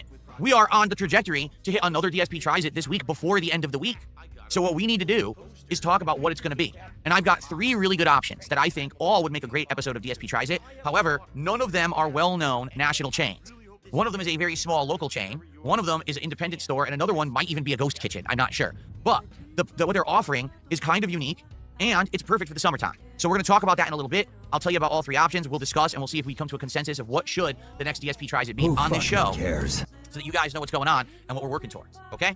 Now, in the meantime, we're at 73 out of 80 goals. We've got incredible momentum. Let's keep that momentum flowing today. Let's hit a goal on this stream for Donkey Kong Bonanza. Remember, during the Donkey Kong Bonanza streams, if you do a $20 contribution, whether that's a $20 tip, a $20 super chat, or 4 gifted subs over on Kick, you will get a specialty animation for the playthrough and a corresponding sound effect.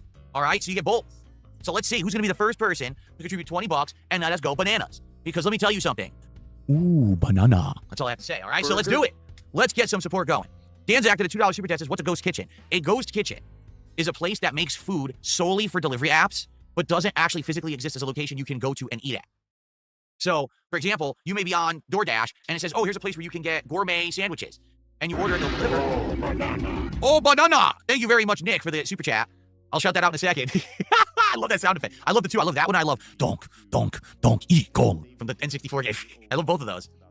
So you can't go to the restaurant and sit down and place an order and a waiter comes out. You can't order at a counter and go sit down and eat. They only deliver. So exactly, Spike Fitness says like Mr. Beast Burgers. Exactly right. Mr. Beast Burgers, you cannot go to a restaurant and sit down. They will only deliver. That's the premise of a ghost kitchen, okay? So thank you to Danzak for $2. And Nick just did a $20 super chat. Oh, banana. And he says, new spectator here. Good afternoon. Good afternoon to you, Nick. Good to have you here. I hope that you're ready for some bananas.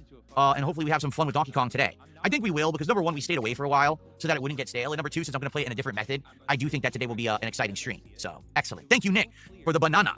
What's going on? Let's see who's here in chat today. We got Chris. What's going on, Chris? We got Hybrid. We got Itzy. We got Parasolo. Jade is here. Sidious is here. Yes, Jade's here. Fantastic. Squeak, squeak, free space. We got free space because the birthday boy from yesterday is in the chat today, and Phil said hi to Jade. We got free spaces so far. Of course, Danzak is here. King Michael is here. What's going on? Over on the Kick side, we got Lave 420, Steak Toast, Jelly Base, Mini Wage. We get the weirdest names on Kick because they're always sock accounts. These people have been banned 17, 18 times and they come back with new accounts and the weirdest names. Pot of Riches, Wacky Slush. You see what I mean? What the fuck is a Wacky Slush? How's everyone doing? Dr. Thundercock. Burger. All right, I regret reading the names on Twitch. Or excuse me, the names on Kick. I never should have read those names. Okay.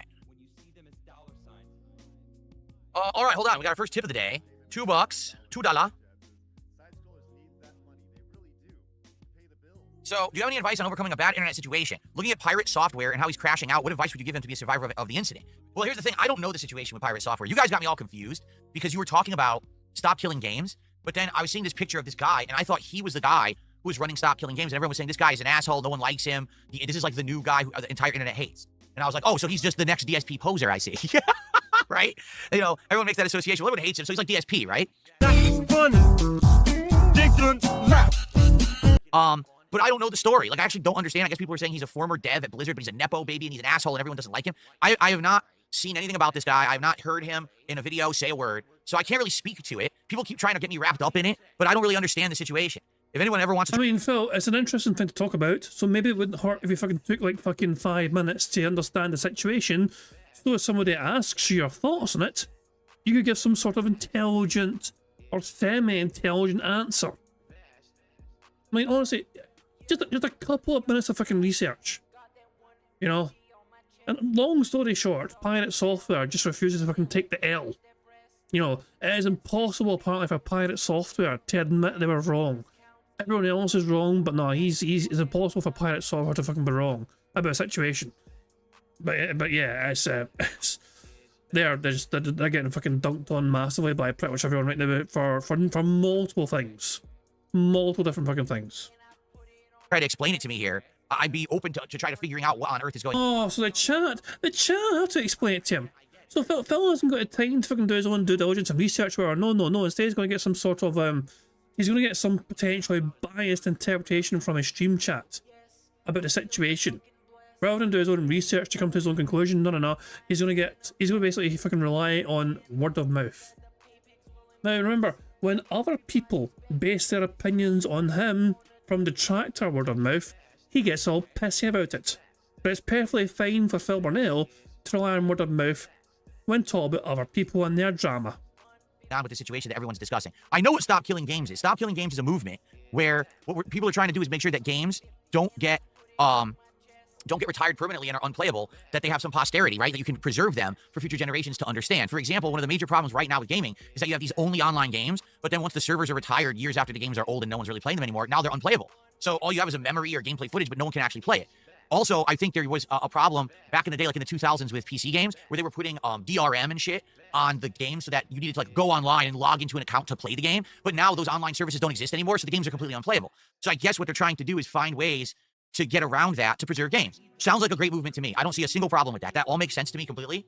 I don't know why anyone would not even be supporting that movement. I'm actually genuinely confused why someone would be against the preservation and posterity of games. Like what's wrong with that? I don't get it. That would be like right now, here's why something like that makes sense to me and is actually near and dear to my heart, okay? Literally right now, there's no way that I could play Super Street Fighter 2 Turbo as the accurate arcade version that I played back in the day tournaments. It doesn't exist. The only versions that exist right now are shitty ports where the game runs the wrong speed or the netcode is ass. Like, there's no actual way for me to play Super Turbo because no one actually bothered making a good version of it. So now, you can't do it. Now, from what I'm to understand, there are ways you can emulate it so that you can play the real version. I don't have that access. You know, I can't play things like GGPO and stuff because idiots will get my IP address. So I kind of understand, geez. Phil, your IP address is already well known. People already know it. Man, a game from back in the day that I think is amazing, and I would love to play it, and I just don't have any way to do that. Well, if Stop Killing Games is working on ways to do that, then I'm 100% for it. 100%, I don't see a problem with it. So, if that's the case, right, I don't know who the hell this Pirate Games guy is or what, anything about him. You know what I mean? Like, I don't understand. But then again, like I said, I've never heard him. I've never read any of his methodology. I don't know why everyone hates him. Besides, everyone says he's a Nepo baby and he pitch changes his voice to sound like he's a deep voice dude because actually he has a high-pitched squeaky mouse voice and he changed it so that people wouldn't make fun of him on the internet. That's all I know about it. Okay. All right, so let's keep doing shout-outs and let's see where that takes us here. So, Sarah has done our first sub of the day. Thank you to Sarah over on Kick.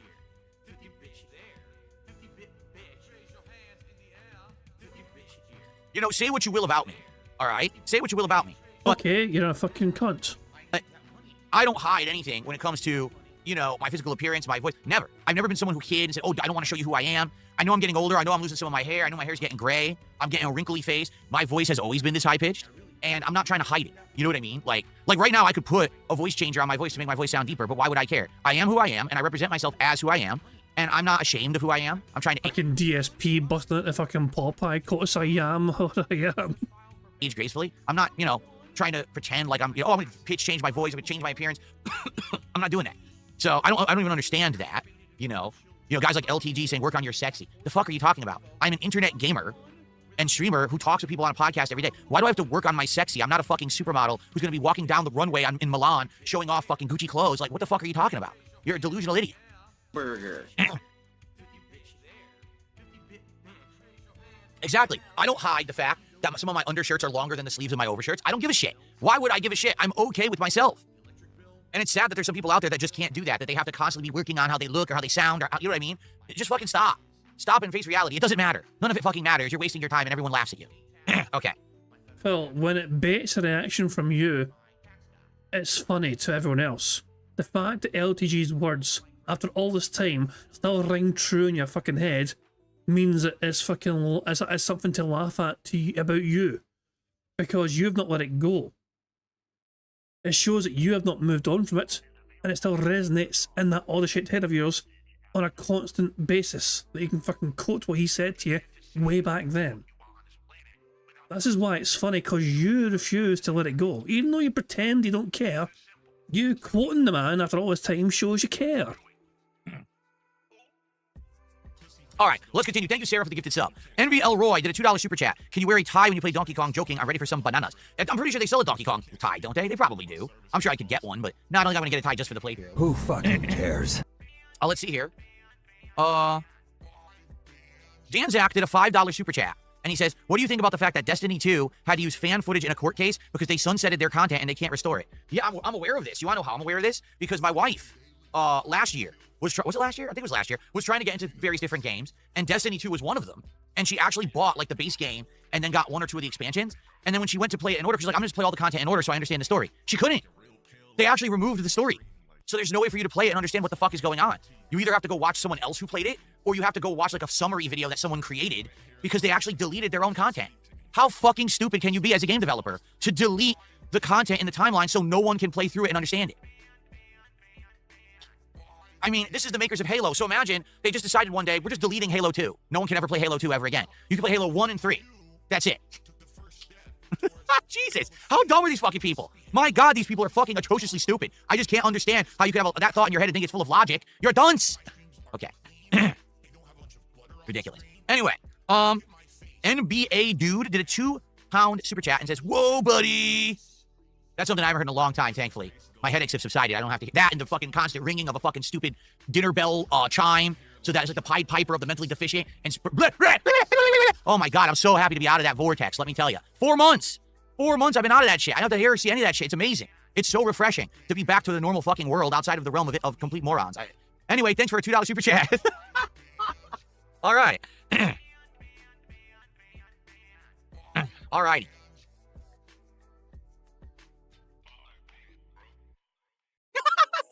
Oh no. You're Not Funny says, imagine if LTG won the multiverse like in Loki, and his statue is everywhere and it reads, work on yo sexy. Yeah, or what if LTG was like Kang the Conqueror and there's like 70 billion multiverse versions of him, all slight variations, but they're all equally just as fucking obnoxious and delusional? Oh man. Dude, someone has to make that movie. That would make bank. That's a 500 million to 1 billion view video on YouTube right there. All right? Very So why don't you make it then, Phil? nice. What's up, Jade? You're welcome. It's all good. Sidious says another funny thing about Pirate, his game is criticized for having bad code. His defense is... What happened? Scroll up the screen. His defense is... The game is so well optimized it runs on a fridge. Later proved it was only streamed. Huh? Or I read about that. Pirate Software tried to claim that the game he made could run flawlessly on a fucking refrigerator. But apparently, people studied the video that he had, and they were only streaming to the fridge from a laptop. So the fridge itself was not doing any of the computing processing or whatever. It was just basically a display. The fridge was acting as a fucking display, and the laptop was running the fucking game, and they had it hooked up that way. But Pirate Software apparently was trying to pass it off as, yeah, a fridge can fucking run this game. That's how good I am at coding. Yeah, so that was another big L for Pirate Software being exposed for that fucking bizarre claim. I don't get it. NBA Dude, thanks for another super chat. Just please keep sending them. Especially if you're gonna leave messages like that, please just keep sending them. You're really felting me. I'm being so felted when you send me money, so please keep felting me as much as you can. It's hilarious people don't understand the concept of what felted even means. Are you aware of what the term even means? Okay, felted means you're at a casino, you play your hand, you lose, you have no money. Hence, all you can see in front of you is the felt of the table because you're broke. Get it? So you're felted, you're cashed out, you're bankrupt. All right? So when you send me a contribution to felt me, you are literally doing the opposite. You are putting more money in front of me. Hence, you are doing the opposite of felting. Get it? Jasper boy, how you doing today? My biggest fans are idiots. Alrighty, let's see here. Yesterday was a really slow day for me on stream. Someone took the $1.11 and says, I am a glass bottle afraid of record players. Good for you. I have no idea what the hell you just said. Thanks for the tip, though. All right. No, they have released collections with Super Turbo, but they literally haven't had a collection that's good with Super Turbo. Like, there was one collection years and years ago. The problem was it lagged so bad you couldn't really play the game. The game actually was just complete lag abuse. Like, for example, in Super Turbo, Blanca is arguably the worst character. All right? But when the game lags, he's actually one of the best because he can mash throw in almost every situation. He can repeatedly Blanca ball and you can't do anything about it. But he actually becomes almost top tier in lag. And so that version of the game was literally not real Super Turbo because it was so fucking terrible online. Then there was another version they released in a collection, and it ran completely at the wrong speeds and would actually speed up and slow down during the course of the gameplay. So the game was all fucked up. So there hasn't actually been a good ported attempt to make Super Turbo for a modern platform. The only way people actually play Super Turbo is they go on emulators, which are illegal for the record, and then they play them on that GGPO net client, but that net client isn't safe. That net client, you can get exposed. People can get your IP address, and I can't risk that because I need to be able to stream. So, yeah. So, yeah, anytime Phil plays a fighting game online, Phil doesn't seem to understand that every time he plays a fighting game online, that connection is a peer-to-peer connection. You know? Oh, for God's sake, Prophet's... Wait, hold on. Prophet's birthday is the same day as Brittany Gates. That's a bizarre coincidence. So, there you go, Prophet. Prophet, you share a birthday with Brittany Gates, I think. So there you go. Sunny Aaron said it's your birthday. We were lied, you know, but yeah. Prophet's birthday is in 2 days' time, which is Wednesday, of course, so yeah, good stuff. So, Wednesday, 23rd July, the bald Canadian pervert was born, and they're celebrating the birthday that day, so good stuff indeed. Yeah, and as Prophet explains, any peer-to-peer game suffers from this. Like, Phil, so, yeah. Prophet proved that anytime you play a fighting game online, whether it's on PC or console, if somebody wants to get your IP, they can, because that's the way the games are designed. It's a peer-to-peer game. So if somebody really wants your IP, they can get it if you're playing that game. And yeah, as Prophet says, Prophet got Phil's IP through Street Fighter 6. So yeah, Prophet got Phil's IP, then emailed Phil explaining this to him, and Phil ignored it. I really would like to play Super Turbo, but what are you gonna do? Killdozer, how you doing, man? Good to see you. Killdozer, again, I want to apologize to you. I would love to host you someday, but I never think of hosting at the end of my streams. It's not something that I think about. And the Kick viewers over there haven't really said a word about hosting. Fuck off. Don't blame your audience for you being a fucking selfish piece of shit. Yeah, it's his fucking audience's fault that Phil doesn't think of doing something for other people. I don't know why. They haven't said a word about doing it. So I haven't really looked into hosting you if you were live. So my bad, because you've hosted me before, and I feel like I should, pay it forward, or at least reciprocate, but I haven't seen it yet. I literally forget to look. You don't care, Phil. Okay. No, that actually is the real Killdozer. So you got his channel verified and everything. Who Okay. fucking cares? All right, so what I want to do right now, all right, I want to talk about what's the next DSP tries it, because there's 3 actually really good options, I feel. The problem is none of the places I'm about to talk about have websites. Here we go. Why? Because these places are local businesses. This is not a national chain. This is not some big thing where I can show you an online menu and stuff. They're little like hole in the wall places. One of them I suspect is even a ghost kitchen. Okay, I do suspect that. So what I'm looking at is Joe, I don't know what you're talking about, but let me talk about I got distracted. Joe started talking to me. We'll talk about that later. Okay, so we got 3 places that I'd like to consider for upcoming DSP Tries It, which might even happen this week. Okay. So here's what we got, all right? 3 places that are all summertime foods. Things that I would think, oh, it's a good thing for like a summer meal, all right? American fare, all right? Not international or anything like that, but more American food. All right, so the first place does gourmet hot dogs, as well as chicken tender sandwiches and cheesesteaks. The catch is everything they do, they put on these giant pretzel buns, okay? It's these giant long pretzel buns. They do all kinds of different gourmet hot dogs. They do like a more traditional, which is just like, mustard and sauerkraut and onion, but then they do high-end ones with crazy toppings on top as well. They also do chicken in the pretzel bun with like barbecue sauce, but then they also do like a Philly cheesesteak, and they also do some sides. I do believe they have one dessert as well, but I'm not exactly sure. So basically think gourmet hot dogs, but other things too. So if I were to get stuff from that place, I'd probably order 1 or 2 hot dogs, and then maybe like something else, whether a chicken sandwich or one of the cheesesteaks, get like 2 or 3 things to all taste test, okay? What's it called? I think it's called like MLB Dogs or something like that. But again, I can't even show you like a website. It's on some of the delivery apps, so I know I can order from there, but it might not be a physical location. It might be a ghost kitchen. I'm suspecting it may be, okay? Now, there's another place. This place 100% focuses on melt sandwiches. Well, what is a melt? Well, basically it's toasted bread with cheese and sauce and then various ingredients in the middle. So in some cases it's like roast beef. In some cases it's like pastrami. In some cases chicken, okay? All different kinds of deluxe melt sandwiches. I've never had this place before. It looks interesting. Like again, if I were to do that, I would probably get maybe like 3 different kinds of sandwich, completely different ingredients, and kind of taste them against each other and see what's good, what's not, or whatever. They also have a dessert sandwich with like strawberries and cream and stuff on it. Not too sold about that. Strawberries and cream on toast?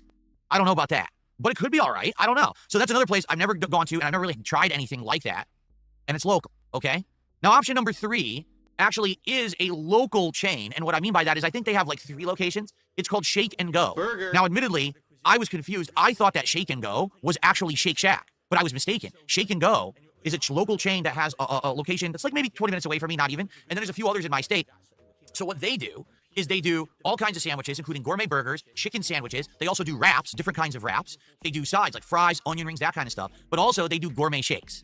So if I were to order from there, I'd probably get like a burger, one of the other items, whether it be a side or a different kind of sandwich, or a wrap, and then a shake. Okay? So there you go. All 3 are completely different. Gourmet hot dogs and or other things, but the focus is gourmet hot dogs. Gourmet melt sandwiches of various different kinds, or a purely American-style place that does burgers, sandwiches, wraps, and shakes. Burger. Okay? Those are the 3 options. So what I'd like to do is get your opinions. What we may do is a poll right now in both chats and see which ones you think you would like more. And that will be our DSP Tries It, coming up next. And then based on that, we'll figure out, what we'll order and stuff like that, and then we'll get hyped for it for this week. It looks like if we get some good support this week, it looks like we will be hitting this goal by the end of the week. So we're doing a second DSP Tries It in the same week, which is pretty crazy, okay? Although So let's go unhealthy. ahead and do a poll. Danzak, I don't know off the top of my head if they have Coney dogs. What I would say is let's vote, and let's see what people want, and then maybe go from there. Let's do a vote. Let's do some polls. No, links are not allowed in the chat, sadly. You're saying you actually did find a website for them? Because I was looking, I didn't see one for Shake and Go, and I didn't see one for the melt place. But admittedly, I don't think I looked for the hot dog place. Okay, let's do a poll. We knew that the restaurant we were going to was probably going to be good. It was a very high-end Chinese-style, Asian fusion-style restaurant, okay? That's boring. You're boring, everybody. Quit boring everyone. I know, I do. I love pizza. Okay. Anybody care what this guy thinks? No! There, now let's put it over here. Man, I'm belching today, baby. Excuse me. Jesus Christ.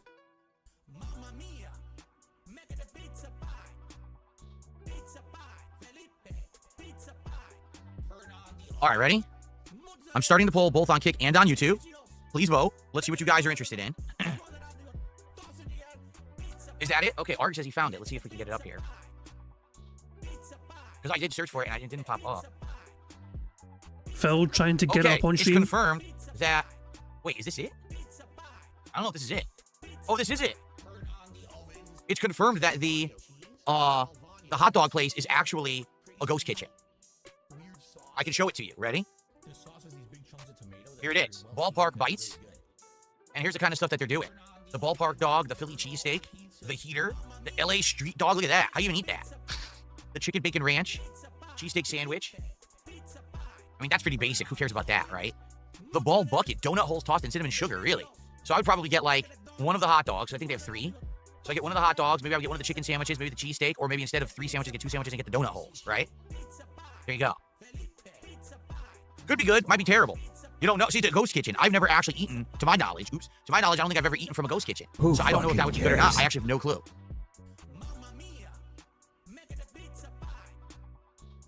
So we'll see. You guys are voting right now. Okay, some shout outs to do. First off, $1.20 tip, you should go and have barbecue for DSP Tries It. I've already explained the reason I'm not doing barbecue is because I just don't want to eat a lot of red meat. Like, I'll give you a perfect example, okay? You might say, well, I don't get it, Phil. You say you don't want to eat red meat, but yesterday you had Burger King. Right, but what did I have at Burger King? Let's think about it. A terrible drink that I took 2 sips of, a bunch of chicken wraps, and I had about 2/3 of an awful Whopper. So what there was stuff I shouldn't eat, the 2/3 of the awful Whopper. That's it. Everything else is fine, you see? But if I go to a barbecue place, what do you want to see from a barbecue? You want to see the meats, right? You want to see some ribs. You want to see some brisket. You want to see some pulled pork. Now, admittedly, you could also do barbecue chicken, but you don't go to the barbecue place just to try the barbecue chicken. Especially if I'm doing the DSP Tries It, you're going to want me to do a variety of meats from this place. Well, I shouldn't be eating that. You understand? I really shouldn't. If I eat barbecue and I eat a bunch of red meat, I have a very big chance that I could have a health issue, and I don't want to do that. There's a difference between, oh, okay, once a week I eat fast food and I have like a burger, versus, oh, I'm having a giant platter of red meats and taste testing them all against each other, and now I'm putting myself at risk. So I'm doing it for my own health, all right? Okay. Let's see here. Dan's acted a $2 super chat. Do they have Coney dogs? No, you saw what they have. They have like two or three variations. They have like a classic hot dog, and then they have a crazy one where they put bacon, jalapenos, serrano peppers, onions, mayo, mustard, and avocado. What the frick, man? That's nuts. That's a hell of a combination to put on a hot dog. It's just wild. So, who fucking cares? So there you go. They don't have a Coney dog. No, they don't. Okay? Okay. So anyway, thank you, Dan Zach. And then hello, Voltage, to the $2 super chat. No gourmet food till you safely deliver those pigs. What we did, luckily last night with Truck Sim, we actually did deliver a big group of pigs. You know what I was surprised at? I forgot to mention this. They didn't make any noise. You would think, oh, if you're delivering pigs, it would make like a pig noise. It didn't make any noise when you were driving them. That would have been cool if they did, right? Why? It's a fucking truck simulator game, not a farm simulator game. Who cares?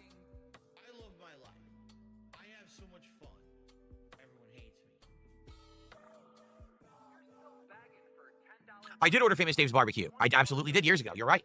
And I regret it because it was absolutely terrible and it was bad for my health and it was not worth it whatsoever. I get it. I'd hate me too. See you, Phil. Have a good one. I hate it. I mean, this is particularly annoying for me here on Top of Food because, like, I'm kind of hungry. But move on from the food talk, Phil, please. Okay. So the polls are about to end. Let me give you the final results here, everybody. Let me refresh. Final results are the gourmet hot dogs. That seems to be what you guys want. All right. So what is it called again? MLB Ballpark Bites. It's a ghost kitchen collaboration between MLB and this ghost kitchen thing. And again, I've never ordered from a ghost kitchen, so I don't know if it's going to be any good or not. But they do deliver to me. I checked, and they do deliver to me. Good variety of stuff. We'll even have an incentive if someone contributes a very large contribution. I will take a shot of a special liquor that I have not revealed yet. Yeah, I don't know if it'll be any good. It might not be, actually. We'll have to see. It might not be good at all. I don't know. Well, we'll find out, I guess, because you voted for it. So I guess we're doing it next, something different. And the thing is, the good news is, we can do a bunch of these, and we can go back and forth. So let's say we do that as the next DSP Tries It. Now, in the meantime, if something else happens, and there's a limited time thing or something that happens somewhere else, let me know. Maybe we'll do that. But then we can go back to one of these other ones that I have the idea for. We can kind of bounce back and forth between local and other stuff. Okay? Yeah, I bet if they're a ghost kitchen, how much you want to bet they probably are a ghost kitchen that does like 10 different businesses? They probably do.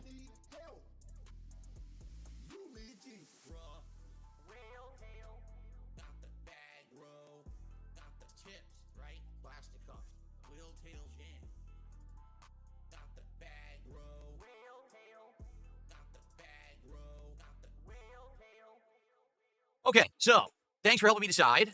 All right. Now, we're not doing a podcast tomorrow. All right. Tomorrow's going to be my skip day. I skip the podcast about twice a week now. It seems to be. Yeah, is it every Tuesday and Thursday? Every Tuesday and Thursday, it seems Phil Burnell decides he's not going to do a podcast. Those days, we'll do a 3x3 bingo card instead. Just because Phil skips a podcast does not mean we don't do fucking bingo. We just fucking make the bingo card smaller and we're not going to have him deny us our fucking bingo. Be working well. You know, doing the podcast every day, we don't necessarily have something to talk about, but it seems like when I save the podcast for days when we have, you know, set topics of discussion, it usually works well. So tomorrow we'll skip. We'll come back on Wednesday. But in the meantime, what do you guys want to talk about? Let's get some back and forth Q&A and discussion going now, so we can have a nice chill time here, and that way, you know, there'll be no burning questions left unanswered. What about the topic you failed to have time to address yesterday? Because remember, Phil was going to talk about something after the FGC stuff, and really, it's some very vague, ambiguous sort of thing where, like, people are not going to tell me what to do on the internet. It's a bizarre fucking thing. And Phil ran out of time to talk about it, and so he just never addressed it. So he could talk about that today instead, but no. Already then just is pointing out that Phil said help. Thank you. Burger. Thank you very much for spotting that. Yeah, if I miss anything, guys, please let me know. Team effort here, we're trying to win together. And things, you know, before we take the day away. So what's ever on everyone's mind? Would I consider trying the Mr. Beast Ghost Kitchen? Absolutely not. I'm not going to give that guy $1 of my money. He doesn't deserve it. And the food apparently is atrociously bad to the point where he has... Mr. Beast doesn't deserve your money. What did Mr. Beast do to you that made you not want to give him money? I don't think Mr. Beast even knows who you are, Phil. Actually disowned his own ghost kitchen, saying if he could get out of it, he would. It's his worst business decision ever because there's no standards whatsoever at his ghost kitchens. So some are good and some are atrociously bad, and people are you know, complaining, and he has no control over it to make it better. So basically, it's hurt his reputation.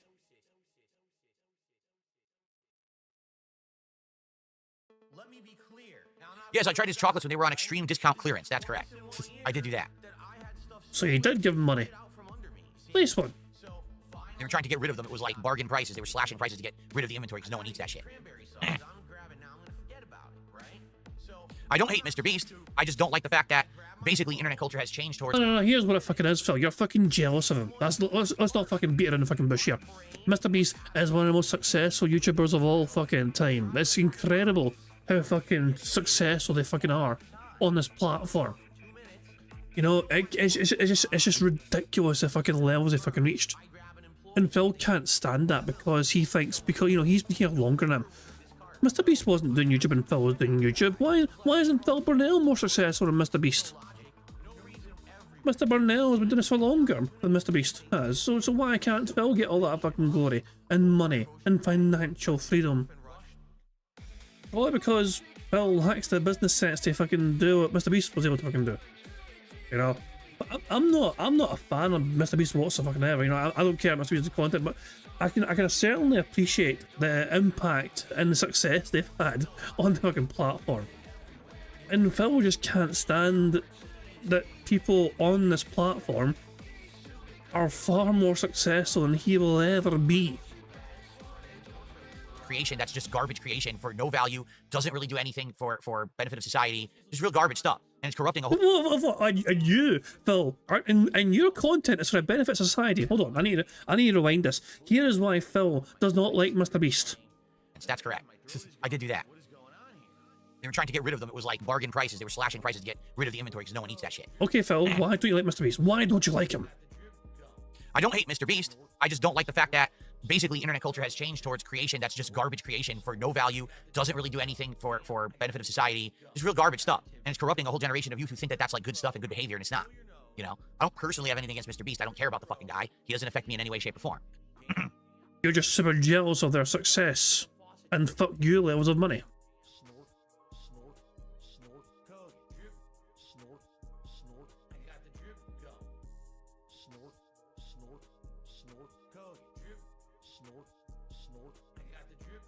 Thoughts on the CEO that got fired after getting caught cheating at a Coldplay concert? Well, it just goes to show you that people who are in positions of power at these major corporations are usually not very smart because they're... Here we fucking go. So, it's all about being jealous of the CEOs, essentially, and their money and success, and, you know, and wow. Like, here's the Coldplay thing is fucking hilarious, okay? If they had not reacted in any fucking way to that fucking thing, then nobody would have cared. The reaction is what got people talking. The reaction is what made the world pay attention. You know? Two successful idiots were caught fucking, you know, were caught at a concert there together, you know, cheating on their fucking significant others, whatever, and their reactions gave it all away and all that shit. But yeah, but here's Phil though, going to fucking talk about all these CEOs thinking they're better than everyone else. A reminder that Phil Burnell last night actually, was talking about how he is a lot better than anyone with a blue collar job. You know, it's like fucking typing at a computer, or picking up garbage, or laying bricks, or fucking cutting down trees, or Phil went and spouted off how he's morally superior because his job is a lot easier and better than those jobs. But here he is fucking looking up at these successful CEOs and fucking glorifying and like these two individuals' downfall because they're rich. Caught cheating at a Coldplay concert. Well, it just goes to show you that people who are in positions of power at these major corporations are usually not very smart, because they're usually silver spoon in the mouth born, had everything handed to them their whole life. They're just morons. They think that they have infinite power and can get away with anything. This guy is a complete fucking idiot. He's married, has a family, he's rich, powerful. What does he do? That's not enough for him. That's not enough. I need everything. So I also need to be able to sleep with whoever I want, whenever I want. So let me sleep with the head of HR. And then, oh, I'm immune to anything. So I'm just going to publicly be with this woman out in public. You know? No, you fucking idiot. I mean, it just shows to show these people are just complete fucking idiots and don't deserve to have the power they have. They're not in the best interest of anyone doing the right things. Apparently, only rich, super successful, powerful people cheat on their loved ones. And that's why they don't deserve to be super successful and rich. Because power... Phil... This is literally, he's just fucking jealous of rich people. Like, how dare these rich people fucking flout their fucking sexual superiority? Like, Phil, it doesn't matter how much fucking money the person has. It doesn't fucking matter whether they're a fucking CEO of a corporation or they're fucking living in the fucking streets. If you cheat on your loved one, it's a shitty thing to do. Whether you're a fucking rich CEO or you're some broke-ass bum on the streets. You don't do that shit. It's a fucking shit thing to do to someone. But Phil's focusing too much on the fact that a CEO is the powerful. There is a upper echelon class of people in the United States and worldwide, but it's very prevalent in the United States. They're the 1%ers. They've never done a damn thing. This feels like we're borderline politics talk here. This feels like, should I take the politics square for us here? The 1%ers. This feels very close to politics talk here. People in the United States and worldwide, but it's very prevalent in the United States. They're the 1%ers. They've never done a damn thing to earn anything. They literally have everything handed to them, and then they just stay there for the rest of their lives. It's called... Thank you very much to Brad Burning for popping their 21-month membership message. Big up and saying big up, Chad. Thank you, Brad Burning, for that very kind of you indeed. Big up to yourself, and I hope you're doing well. Excellent stuff indeed. So let me rewind this, and I also want to make sure I don't miss anything for taking politics here, but I get good stuff indeed. Oh my god, I mean, I didn't think we were going to get a politics square tick today, but Phil looks like he's going to segue into it somehow. Class of people in the United States and worldwide, but it's very prevalent in the United States. They're the 1%ers. They've never done a damn thing to earn anything. They literally have everything handed to them, and then they just stay there for the rest of their lives. It's called failing upward. They make mistakes, they do fucked up stuff, they get promoted, they get rewarded. This is just the case where the only reason that this guy has any kind of repercussions is because it happened at a Coldplay concert and the Coldplay guys called him out. That's it. That's literally the only reason. If that didn't happen, he would have got away with this scot-free and continued to do heinous actions for the rest of his life and failed upward. That's how it works for that upper 1%er class. As the rest of us, you know, we make mistakes, we get penalized, there's consequences, we suffer. Not them. But this guy just happened to be the one guy who got caught out because of bad luck. And they were right. Holy shit, Phil. The detractors. They were right. No, I don't think, I mean, it was borderline politics talk, but it wasn't really. Holy shit, Phil. Do you hear yourself right now? They were right. Like, we totally fucked him. Dog, fuck all that noise. Get you a bottle of gin. There's a lot of dead air. Remember, this is 1.5. I don't know about Nintendo's lawsuit about bricking Switch 2. I know that Nintendo is saying that if they catch you doing things on Switch 2 they don't want you doing, like modding it or stuff like that, they'll brick it. But that apparently that's already been a clause for a long time. But I guess now people found out about it. I don't know. I didn't know there was a court case regarding it. Court case. Borderline again, but not quite there. Court case refers to laws. Laws are technically politics. I don't know. It's a reach. It's a reach. They were right. Holy shit, Phil. Do you hear yourself right now? They were right. I realized there was more than one person cheating. Why am I solely blaming the dude? I'm not. I'm speaking from my own perspective. The woman probably is exactly the same situation as him. You know? I don't know. I only heard that, you know, from his perspective. Wait. You're speaking from your own perspective? I realized there was more than one person cheating. Why am I solely blaming the dude? I'm not. I'm speaking from my own perspective. But you cannot relate to any of those individuals involved. Like, you've never been in that position yourself. In fact, you, Phil, you are the other man in this situation when Kat was in a relationship. Kat was with her boyfriend, living with her boyfriend, back in like Missouri or wherever the fuck it was, you know, or Minnesota or where, I don't know where the fuck it was, middle of fucking nowhere, cold fucking country, you know, and Phil was the other guy in that situation. Phil was the other guy that Kat cheated on her boyfriend with to be with. Now, of course, I think so. What the situation was, I think, was that even though Kat was with her boyfriend, I think she was living with him. But I think, like, from what I understand anyway, with the whole fucking situation with Kat and her ex and Phil, you know, I think she was living with him, but they weren't together anymore. Kind of like how Leanna was still at the snort for, even though they'd split up for a while, you know. But yeah, well, she was also sneakily seeing Phil behind his back, you know. And yeah, Phil Burnell, as hard as it is to fucking imagine, cucked another guy.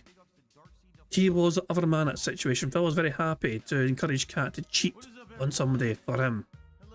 The woman probably is exactly the same situation as him. You know, I don't know. I only heard that, you know, from his perspective, he's the CEO. Someone asked me about, did you hear about the CEO? They didn't say, did you hear about the couple? They said, did you hear about the CEO? So I was answering from the perspective of the question. Do you understand? That's a dumb fucking excuse, Phil, and you fucking know it. MVL Roy says, did you hear about a Donkey Kong movie Nintendo was suing for copyright? I don't know. I heard a really weird thing, okay? I heard a really weird thing that I guess people thought that Nintendo was making a Donkey Kong movie because there was some kind of a filing saying that a Donkey Kong movie was in production, but then Nintendo says, no, that's not us, and then they sued immediately to say stop. I don't know, that's so confusing to me. What made someone think they could make a Donkey Kong movie if they don't own the IP? I don't get it. I don't know the whole situation. Excuse me. Mr. Mark just did a 10 euro super chat. Greetings from Germany. May I ask what the button is? What the button is? Are you talking about this, the YouTube play button? This is the YouTube play button for this channel, DSP Gaming. I got this over a decade ago. In fact, probably was like 2010, 2011-ish, 2012-ish maybe, when I hit 100,000 subs on YouTube. It's the original YouTube play button. They stopped making it over a decade ago, so I have one of the first ones. You can't actually get this anymore. It's actually pretty much a collector's item because you can't get them. Now they make a new one that looks completely different. Honestly, I think this one looks better. So basically, back in the day, 100,000 subscribers was a big deal, and Phil got a button for it. Then, as the platform grew, getting 100,000 subscribers was not a big special deal anymore. So yeah, so they stopped fucking making buttons for 100,000 subs. That's what that is. And then he said, do you push on your chair from time to time? I have no idea what that means. Do I push on my chair from time to time? Yes, I guess I do. I don't know what that meant. If you want to rephrase, please by all means do. I have no clue what you meant. He's from Germany. Give him a fucking break. English might not be his first language, you know? You think, you know, you'd think you'd understand the potential language barrier problems, because, you know, you do have the Nazi hat, Phil. Maybe if you wore a Nazi hat, I might be able to speak your language better. Oh, are you talking about this, the chair strap? No, that's my pillow, see? There's a pillow for back support, but it tends to move around, so I have to adjust it from time to time. It's a little loose. It didn't used to be as loose, but, you know, the chair's like 3-4 years old now, so it's kind of worn out. Let's see what the current Euro conversion is. Let's find bastard. Out. He's actually searching what 10 euros is. That is $11.69. So thank you to Mr. Mark for $11. And naturally, he's going to round it down to $11. $11.69 super chat. Now we're at 57 bucks of support. Thank you so much. Let's see here. I got a $1.11 tip from Interesting Box. What is the sound that you would make if a metal rod shot up your ass? We know who you are. You're not Interesting Box. You're that freak who talks about shit and piss and things going up my ass. We know who you are. You're a disgusting deviant. Thanks. Phil, you regularly fucking talk about shit all the time. I've got a fucking bingo square for it for you fucking doing scat talk. Furthermore, you're the one that fucking invites people to fucking eat shit from your ass with a spoon. So look who's fucking talking, you demented fucking cunt. The dollar tip. Okay. My opinion on Donkey Kong will be amended today as I play more. I haven't played it since launch day. I have nothing further to say about it. Genesis Gaming, 41 months as a member. Thank you so much for that. Says Nintendo is apparently getting legal problems left and right for breaking of consoles, and the same with game key cards. Only are they a member, they are a super supporter member, which means they give Phil at least $10 a month to be a super supporter, and have done for 41 months. Remember, Phil has 3 membership levels: the standard, the super supporter, and the ultra supporter. The other 2 levels and perks don't do anything different. Phil literally has 3 membership levels that are basically the worst. The cheapest one is also what you get for the most expensive one, is also what you get for the cheapest one. There is no special additional things you get for paying Phil more money to be a member. It just gives him more money, and he admits this, and people still fucking choose to be super supporters and ultra supporters, which is insane to me. I know technically I've got 2 levels as well, which are like that, but I've explained why. I'm deleting the more expensive one. I'm giving people time to transition over to the new, cheaper membership. So I know technically I got 2 levels right now, which are the same fucking thing, but yeah, I'm trying my best to get everyone over a cheaper level, so I'm not overcharging people. Oh, again, I don't know anything about that. Most disappointing game I played this year? Well, to answer that, I would actually have to look at everything I played this year. Here. Who fucking cares? Let me take a look at everything I played this year. Okay, let me go back to the beginning. Oh, God help us all. Fuck off. Well, let's see. We did Dino Crisis. We did Ninja Gaiden 2 Black. Mouthwashing. Played with Mai Shiranui. We did some chess. Onimusha Warlords. Monster Hunter Wilds Beta. Elden Ring Night Rain. Network Test. And then the final game. Avowed. Lost Records Bloom and Rage. Tape 1. I never played Tape 2. Fatal Fury City of the Wolves Beta. Like a Dragon Pirate Yakuza in Hawaii. A game about digging a hole. Suikoden 1 HD Remake. We played a whole bunch of Five Nights at Freddy's games. Kiosk. Assassin's Creed Shadows. Disco Elysium. Atomfall. Inzoi. Let's see here. South of Midnight. Blueprints. Minecraft. Elder Scrolls 4 Oblivion Remastered. Claire Obscure Expedition 33.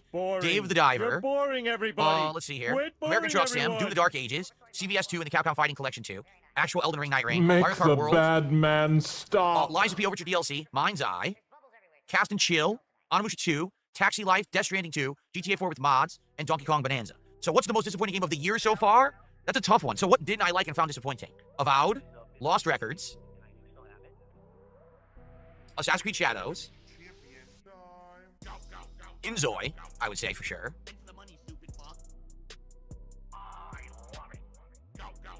And honestly, probably like, Mario Kart World and Mind's Eye, all right? Out of all of those, I would say Assassin's Creed Shadows, because that is a franchise that used to be absolutely amazing. That is a franchise that used to be triple A, top of the line. When an AC game was coming out, you knew you were going to be playing gaming greatness, and you were going to have a great 20 to 30 hour adventure. Now it comes out, and it's just the same fucking garbage. Rehashed, fucking same grindy open world bullshit, base takeovers, assassinate the guy, loot the shit, boring fucking combat, story is fucking... Imagine Assassin's Creed keeping the fucking format of assassinating the guy in that fucking game. I would never have thought. You know, that stuns me. The game Assassin's Creed, the serious Assassin's Creed, has a fucking consistent fucking game mechanic in Assassin's Creed where you assassinate a guy. That stuns me. Imagine complaining about assassinating guys in a game called Assassin's Creed. Base takeovers, assassinate the guy, loot the shit, boring fucking combat, story is fucking so cliche, zero originality, the graphics aren't even that good, cutscenes are fucking choppy, the character models stand like mannequins when they talk like this, like they have metal rods shoved up their ass, like the tipper would say, and they can't move because the metal rod is shoved up their ass, so now all that happens is their mouth moves like this, but nothing else moves. AAA game, high budget, this is how you make your cutscenes, right? So yeah, Assassin's Creed Shadows, it's dog shit. It's fucking terrible. There you go.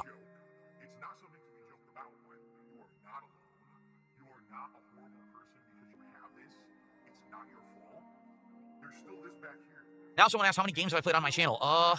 Let's see. Who fucking cares?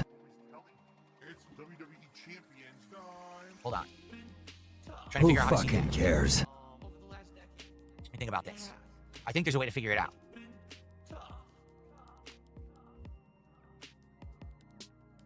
Maybe not. Trying to think. How could I see how many playlists I have? Okay, hold on. What if I do this? Fuck you, Phil. Fuck you, Phil. No, I can't see there either. I have no idea. I don't know how to see how many playlists I have. Because that would be the answer. It would be off by maybe like 100, but, you know, playlists, generally, every new game I play, I create a new playlist for. So, but I don't know how to see how many 5 in a row. That's concerning. playlists I have on the channel. I don't even know. I'm trying to figure out. Nothing counts that. Oh, this year has had a lot of games that were surprisingly good. Games I never heard, like Blue Prince, I never even had heard of, and people said, you gotta play it, it's great. I started playing, I'm like, oh my god, like, it's so original, you know? Iron Man the Powers here says he can't wait to play Ghost of Yotei. It's gonna be his #1 favorite video game. It's gonna be his game of the year. He enjoys Ghost of Tsushima so much. Well, good for you. I'm looking forward to it. I hope that it's just as good as Ghost of Tsushima, but of course, it's probably gonna have much better graphics. I've already been saying that physical games are on the way out. I said this 100%, that physical games are just collector's items now. They serve no purpose because when you get a physical game, you put it in your console, you don't have the game. It still downloads the game anyway. It's just a placeholder to claim you own something you really don't. All you own is a license to play that digital game. That's all it is. So yes, I do believe eventually they will be phased out. I truly do. What'll happen is physical games will only be available as part of the collector's edition. So if you spend the extra money to basically pay for the production cost, then they'll give you a box and all of that. But for the most part, I think physical games will go away. On-demand and also live video streaming services. Oh man. Do I miss East Coast food like Jake's Wayback and Burgers and Dutchess? Jake's Wayback Burgers, not really. I only had them a few times. I think I did a DSP tries it on them once or twice. I barely ate that. But places like Dutchess, Tomlinson's, Merritt Canteen, all the Italian food that I used to eat when I was on the East Coast, seafood as well. I do miss all of that stuff. Absolutely, I did. But not particularly Jake's Wayback Burgers, no. Parasolo, 50 months as a member. Thank you so much. Just can't wait for MGSP Redemption to run next month. Yes, the Metal Gear Solid Delta Triple Snake Sucker Revival game, or whatever it's called, comes out next month, and I will be playing it. Yes, I know that one's going to get some attention on it, for sure.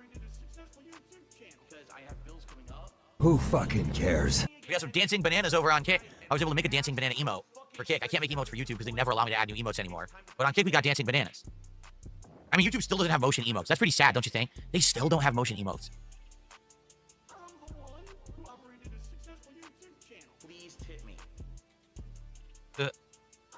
No, I'm not going to watch any trailers today. Today, I just want to hang and chill with you guys and talk about whatever topics you want to talk about, so that way we get everything out of the way, because I'm not doing a podcast tomorrow, okay? Who fucking cares? Yeah, I wish I could see how many playlists I have. I don't see a way to say how many there are. I see number of videos, but I don't see playlist counting, so...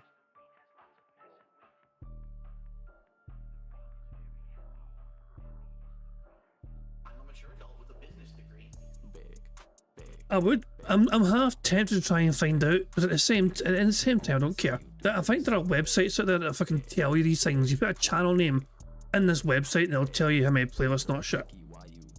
But I don't care. Okay. All right, what else would you guys like to talk about? Tag me in the chat, or of course, if any contributions come in, I'll shout them out. Remember, for a $20 contribution, whether it's a tip, a super chat, or 4 gifted subs on Kick, you get a special animation and sound effect that plays on the stream. How many hours of gameplay do I have on my channel? That's impossible to know. Really, I think unless there's some kind of AI app that would figure that out. The problem is my channel... It's not impossible to fucking... Oh, for God's sake. Fine, I'm going to fucking look for it. God damn you, you fucking piggy prick. YouTube. Channels, stats, playlists, hours, whatever. There's a... Let me think here. YouTube playlist length. There's a fucking thing for... Well, hold on. There's all sorts of fucking different websites here. Fuck me, that's shit. Hold on, that's no... Shit. I suddenly don't care. I suddenly don't care anymore. You can put in the URL for a YouTube playlist and it'll tell you very specific stats. You know? You can get very precise stats for individual playlists. But I don't think you can, like, it'll tell... I don't care anymore. Fuck you, Phil. Too many. Let's be real. Fucking too many. Phil was fucking flooded this fucking goddamn website with far too much of his garbage content. Gaming has been around since 2010. When I started, you couldn't even make videos longer than 15 minutes. YouTube had a time limit on videos. So back then, I was pumping out hundreds of videos in a week. Now, all my videos are an hour long. At one point, my videos were like 20, 30 minutes long. So even if you were to say, okay, he has this many videos times this long, you can't even do that. I have no idea how to figure that out.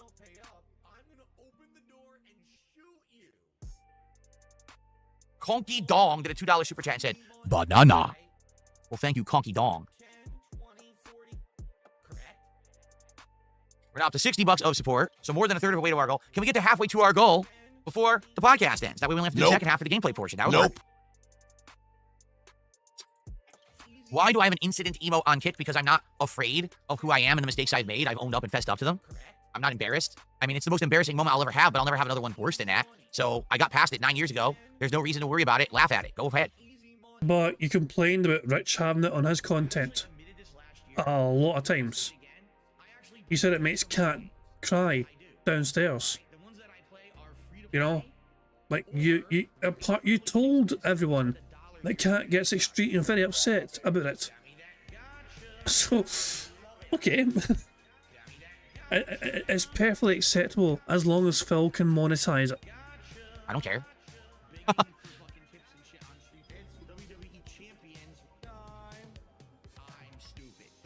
No, I don't watch any professional fights. I'm not interested. All-time favorite wrestler? Don't really have one. If you were to ask me, like, fuck off, Hulk Hogan. No, there's no way. There's no fucking way. Hulk Hogan is Phil Burnell's all-time favorite wrestler in existence. There is no fucking way. It is not fucking Hulk Hogan. Phil Burnell is no fuck. Hulk Hogan's got to be number one for Phil Burnell. I'm going to say Phil Burnell's top two. You know, the golden era or whatever, Hulk Hogan, and then like fucking, you know, after that probably CM Punk. Over time, who are my favorites? Who were the greats? I'd probably say like Bret Hart and Shawn Michaels, Hulk Hogan and Macho Man, Chris Jericho, CM Punk at one point. There we go. I named the two. I fucking said okay. He named a whole bunch more than two, but there you go. You know, I'd have to look at all the history of wrestling again, but you know, I'm just pulling stuff out of the stuff. I love it. I have to look at the whole entire history of wrestling so I can tell you my favorite ones. Because that information does not exist off the top of my fucking head. Like when I was, I don't know, it's easy for me to fucking say that my fucking favorites. I grew up, like, you know, okay, when I was very young, I was like, you know, Hulk Hogan was like, yeah, Hulk Hogan's cool, look at the guy, he fucking won the match, you know, but yeah, I was too young to fucking know any better, essentially, Hulk Hogan, you know, but my real memories of fucking wrestling is the Attitude Era, you know, The Rock and Stone Cold, Generation X, not shit, Undertaker, the fucking Lord of Darkness, and all that fucking shit, you know what I mean, that shit was just fucking ridiculous, you know, absolute fucking insanity, you know, and that's when, you know, wrestling was fucking super white hot popular, the fucking Monday Night Wars and all going on at the same time. I didn't pay attention to the WCW stuff. I just kind of, my main focus was essentially on WWF at the time, as it were known, you know, and like, so yeah, Mankind as well, and Big Show coming out, and all these fucking things, and Jericho as well, of course. But yeah, that's what I grew up with, you know what I mean? So that's where my fucking most fondest childhood memories are. Because obviously it's like cheering on Stone Cold and all that shit. Probably, if I had to pick one from that list, it's probably Stone Cold. That was like the most entertainment. He was the one that got everyone popped off. Stone Cold was white hot fucking popular, of course, you know. So and yeah, everyone fucking just like the roof got blown off the place every time that glass would break and would like storm out to the fucking ring just to like stun people. The work that I've enjoyed over the years. Jasper Boy, getting some pets. Nah, I was not an Ultimate Warrior fan. No, I was not. I was a Hogan fan at that time. What a surprise!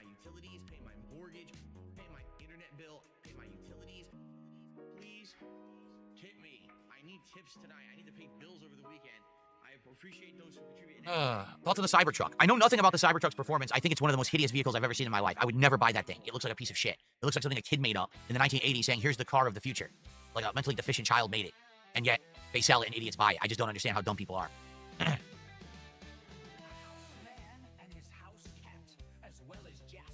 No, Kat didn't play Clear Obscure because she prefers more passive RPG gameplay.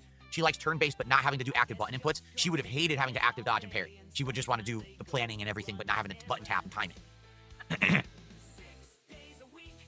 Yak Almighty says, what car would you want if you got a new one right now? I actually have no idea. I would have to go look at the market and see what's out there. I have no clue. I haven't followed cars in a while. My last car I got in 2017. So, you know, I'm hoping that car will last a while. I don't want to have to buy a car because we don't drive. So the car barely has any miles on it. But if I do have to get a new one at some point, I'd have to see what's out there. I don't even know what's available anymore. Plus, they're trying to do bullshit in my state where they're trying to outlaw gas cars and say that you have to have an electric car, which is insane. I think that counts as politics talk. He's talking about like state laws now. This is politics talk. Like we can count that as politics. Burger. I think it's safe to say the politics square is ticked off now. Plus, they're trying to do bullshit in my state where they're trying to outlaw gas cars and say that you have to have an electric car, which is insane because we don't have enough charging stations and our electric grid would never support it. Yet they've passed laws saying that apparently this has to go into effect in the next few years. I think our lawmakers out here are fucking insane. So that's why I want to keep my gas car for now and see what happens. I get the feeling what's going to happen is it's going to go into effect and everything's going to fall apart and they're going to have to roll it back right away and they're all going to look like embarrassed jackasses. But, you know, only the future will tell. Last concert I attended, when I was going to gaming conventions back in the day, like over a decade ago, I went to a lot of different like concerts they would hold at the conventions, which were quite fun. You know, gaming cover bands. Nobuo Uematsu, the composer of Final Fantasy, his, what were they called? Earthbound Papas. His group was there and played. They were really good. So those are the last concerts I've heard in person. And they have absolutely no factual corroboration for any of it. Let's see here. I received a $2.57 tip. Has having a gaming PC and exploring more indies impacted this gaming year for you? What would the gaming year look like in terms of quality if you didn't have a gaming PC? Well, let's take a look again at the playlist from this year. Let's go back to Who early this year. fucking cares? Like, what games wouldn't I have played? Okay, No, I wouldn't have played care. mouthwashing. Boring. I wouldn't have played chess. I don't know if I would have played Onimusha Warlords because I played that on PC. I don't know if that was available on console. You're boring, Let's see here. Quit boring everyone. I wouldn't have played a game about digging a hole. I wouldn't have played all the Five Nights at Freddy's games, probably. I wouldn't have played Kiosk. You know, I might have still played Disco Elysium on console. I wouldn't have played Inzoi. That was PC only. I'm trying to see again what's PC exclusive. I wouldn't have played Dave the Diver, probably. I definitely wouldn't have played American Truck Sim. I wouldn't have played the taxi driving game. I would have done none of the driving stuff that we're now really enjoying together. None of that would have existed. I would have been limited with my fighting game stuff. Like, I probably wouldn't have been able to play the, you know, CVS 2 and stuff at the capacity I'm playing because I would have been limited to just console.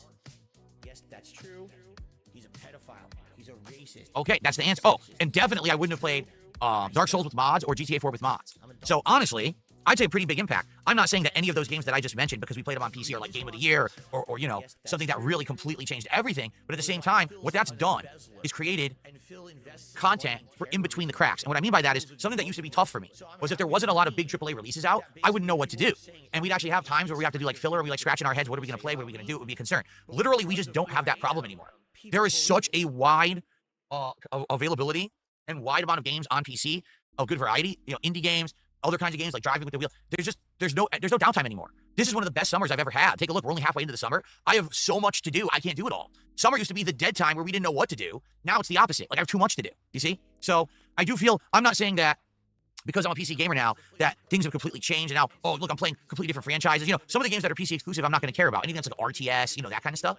At the same time, though, absolutely, this has made my content better by leaps and bounds. Really, by leaps and freaking bounds, my content has massively improved because of the PC gaming aspect of it. And I just want to say thank you to all of you for your support, for your dedication, for the fact that you come back and hang out with me every day, and we went through all those tough times. I mean, I'm not exaggerating. That was like 10 freaking years. Like, ever since I moved out here, and I put myself into a horrible financial hole with my decisions, I was stuck. I was stuck in a rut where I had to only play on console, where I couldn't have good quality visuals, good quality audio. Everything was kind of inferior compared to everyone else. Now I am right there with everyone else, able to play everything, great quality everything, and it is changing the content for the better. So I thank you all so much for that. Really, you guys are amazing.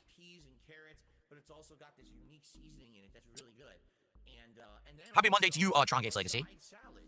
Which was like lettuce, tomato, onion, robust, insanely flavorful chicken. It's not dry. It's freaking robust. Give me this dipping sauce, garlic infused dipping sauce. Scorpion or Sub-Zero? I was mostly a Sub-Zero guy. I did play Scorpion, but I played Sub-Zero more than Scorpion.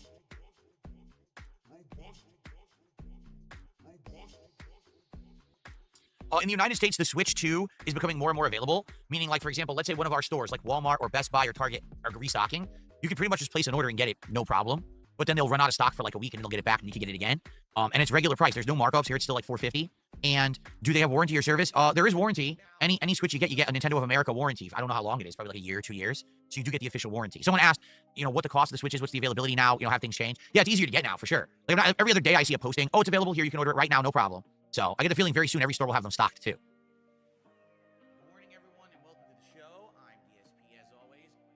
When am I going to play a racing game with the wheel? Well, here's the thing. We're already playing a racing game, Mario Kart. I don't want to be playing nonstop racing games. You know, the whole idea of the wheel was to play a variety of games that normally I wouldn't play. Okay? If I'm already playing a racing game, I don't want to play another racing game on the wheel. I like the idea of the chill deliveries of American Truck Sim. I also said I would consider doing like Forza games.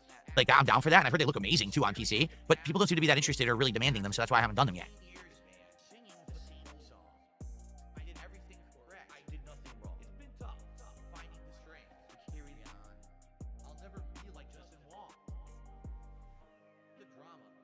Jason says, I would like to see Jasper again. I don't know where he went. He was in here, and I was petting him, and he was walking around. Like I said, Jasper's the kind of cat. Who he just goes where he wants. He doesn't like to stay in one spot. Member bomb. My biggest fans are idiots. Thank you very much to Sonny for giving 10 memberships to the channel, which is 2 more free spaces, which is good stuff indeed. It means that we are 2 away from a full house. So thank you, Sonny, for gifting 10 members to the channel, and congratulations to the following people for getting a membership. Congratulations to almost the birthday boy prophet, Pause Clay, or Pause. Hold on, hold on, 2 seconds. How do you say this fucking name here? Is it Pause Clay? Pause Clay. Fuck me, your name has come blobby within my tiny brain. Paul Adams, Professor Puero, D Blade, Themo Green, Ethan Rumble, Clem Fandango. Oh, for God's sake. How did you say this name? Hold on. Oh, for God's sake. Fuck me. Totes Led Drunken Sage. I think that's say the fucking name. And finally, Restless Sheep too. So if you got a membership there, make sure you thank Sonny for gifting you a membership there. If I butchered your names, I do apologise, but some of those names are very hard for me to read because it's a fucking bit of a mess. They are just, and it just fries my tiny brain. But yeah, there we go.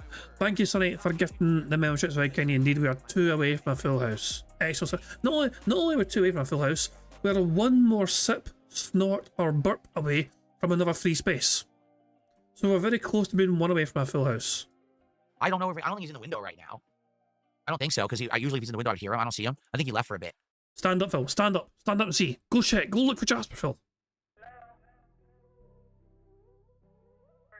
When we ever get a dog, if we get a dog, we can't get one when we have Jasper Kitty. As we said, there's different personality types for cats. Jasper is green personality type, which means he's very, very personable. He'll come right up to you. He'll rub you. He wants pets. He wants licks. He wants interaction. He wants to play. The problem is, he wants to be the only pet. He does not want any other pet to take his spot in this house. When other animals come around, like even if there's an animal outside, he freaks out. Okay, he gets angry and upset. He starts hissing. We used to have a cat that would come by outside. He would go nuts, go crazy, wanting to attack the cat. Okay, so the problem is if we were to introduce another pet to the household, like let's say we got another cat or another dog, he would be the kind of cat that would be incredibly upset. You've now disturbed his living situation. He's lived in this house now, you know, for over 5-6 years as the only pet, and to add another pet, he would freak out and he'd probably immediately start acting up, doing bad things, being destructive, peeing and pooping all over the house, you know. And the thing is, he doesn't really need that. That's not his fault that that's his personality, you know? That's just how he is. I feel like if we were to bring another pet into the house now, that would be very selfish for us because we know how he is and we know that, you know, he's happy. Why now disturb his happiness just for us to have another pet for our own personal selfish reasons, right? We're happy with Jasper Kitty. So, you know, in the future, when things, you know, change, because, you know, pets pass away, and obviously we're not rushing that at all. We really enjoy Jasper as our cat. We want him to live a very long and happy life with us. But one day, we might look to do a dog or another cat or another kind of pet situation, but we're definitely not doing it right now. Gabriel, how are you? $2 super chat. He says, what's up, Phil? A great day of streaming ahead. I agree. We're going to have more DK Bonanza. Hopefully it goes well because I'm changing my methodology of how to play the game. I'm not just doing all collectathon stuff. We're going to try to make advancement. And tonight, some Minecraft show fun should be great. I think that we might go back to the cave since people really like when I put myself in dangerous situations. Maybe we'll just do that tonight. Okay. Do I miss East Coast weather? No. That's one of the things about the East Coast I never liked. The weather there is always awful. I'm glad that I don't live there anymore. Let me put it this way. Literally every week I call my parents, and they're complaining about... Parents. Not singular. Plural. Multiple. I'm starting to think that one of Phil's parents didn't die after all. You know? Which begs the question, if Phil went through one of the most emotionally distressing times of his life when he was off for that week, what the fuck happened? Let me put it this way. Literally every week I call my parents, and they're complaining about how bad the weather is. They're like, oh my God, it's insanely hot. The hurricane came through, fucking torrential downpours, you know, crazy heat. And then in the winter, oh my God, it's fucking cold as hell. There's ice outside. It's terrible. Like, well, I'm glad I don't have any of that. Glad I just sit here with moderate weather. I don't have to put up with any of that crap. Jade, I know you won't be here tonight, but you're sticking around for Donkey Kong, right, Jade? Who fucking cares? One away, guys, or one away. We're all I already tried the Wendy Stockies combo weeks ago. You can find that episode of DSP Tries It on my DSP Reacts channel. That's at DSP Reacts. That's where you can find it. Who fucking fucking cares? Favorite SNES game? Depends on the genre. Favorite platformer is Super Mario World. My favorite Zelda game is Zelda Link to the Past. Street Fighter 2 is on there. Hyper Fighting was the best one for Super Nintendo. Geez. Final Fantasy 3, insanely good RPG. Earthbound, Chrono Trigger, all insanely good games. Exactly. Cydia says the longest cat I've ever had lived 18 years. That's awesome. See, this is, sadly, there's pros and cons to having a rescue animal. When you have a rescue animal, unless you have a full history, you don't really know how old the animal is. Like, I don't know. By the way, Jasper was in the window. Hi, Jasper. Hello. He's coming. Oh, we've won. By the way, what you just said. We've won. We are victorious in bingo. Thank you very much indeed. We have 8 free spaces, and we have 8 squares left. Burger. There we go. Full house. Oh, boy. How exciting. Anyway. Excellent stuff indeed. That adds $10 to the bingo prize. And we're victorious in bingo once again. And of course, a lot of that is down to you guys being so supportive on a stream. We got free spaces for memberships. We got free spaces for likes. We got free spaces for Phil burping and sipping and snorting. And we even got a free space for Jade fucking rocking up the stream and Phil saying hi to fucking Jade. Excellent stuff indeed. So thank you very much indeed for helping us on our way to a full house, a robust full bingo card again. Excellent stuff indeed. I think we can just disappear now and run away from Phil. I don't think there's anything good that happens between now and like the end. You know, we're like 20 odd minutes behind live DSP or whatever, but he's in his break right now. He ended the podcast a few minutes ago, so I don't think there's any gold dust to gain from this. So we can probably just click on live. And he's away. He's fucking not there, right? So yeah, this is Phil's stream right now. He's not even fucking playing clips for his audience. He's just letting this run and roll forever. So Phil's top memberships is Gabriel the Blessed with 1. Top super chat is Nick with a $20 super chat. I gave it at the start of the stream so he could play the animation. The top tip for Phil is only from Weird City with $6.43. And as you can see, Phil's King's tax is currently sitting on $83. Yeah. And that music is courtesy of Raw Phil, of course. This is Raw Phil's chat, not DSP Gaming, this is Raw Phil use, obviously. So yeah. Anyway, fuck it. We are done with Phil Burnell, we're done with the bad man, and I think I'm going to just wrap things up there and say sayonara, suckers. Thank you very much for joining me for some robust DSP Bingo antics today. Remember, tomorrow is a smaller bingo card because Phil's not doing a podcast tomorrow. So it'll probably be a shorter stream. Usually the smaller bingo cards results in a shorter stream. So yeah, I mean, so it won't be as long as today anyway, I imagine. So, well, although famous last words, so fucking knows. But yeah. But guys, thank you very much for joining me for some robust bingo antics. I certainly hope you all had a good time and I hope you enjoyed yourselves. I'll probably redirect the stream to someone else's stream. I know some people are streaming right now. If a Vega is still streaming, then I'll redirect you guys to a Vega stream, okay? As long as he's fucking still awake and not falling asleep. But guys, thank you very much for joining me for some bingo antics. I'm going to end how I always end, by playing notorious PIG contributions made by the extremely talented Pixar Animations. So until tomorrow guys, I hope you all enjoy the rest of your Monday and I'll catch you all later. Goodbye. On September 14th, a pre-authorized payment of $16.51 from PayPal.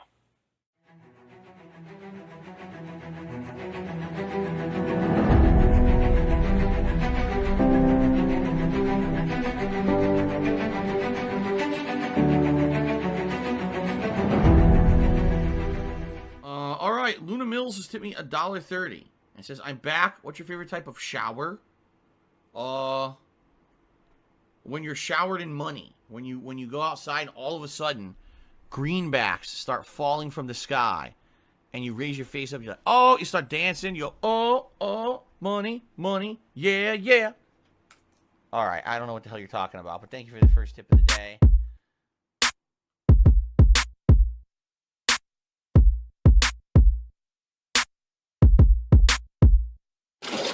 Money, money, yeah, yeah. Money, money, oh, money, money, yeah, yeah. Money, money, money, money, yeah, yeah.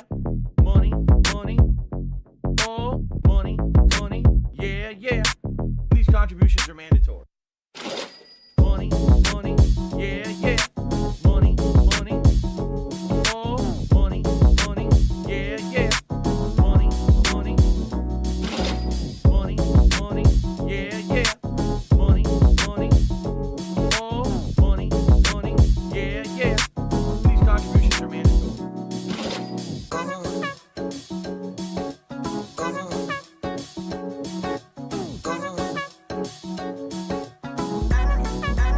Show me the money.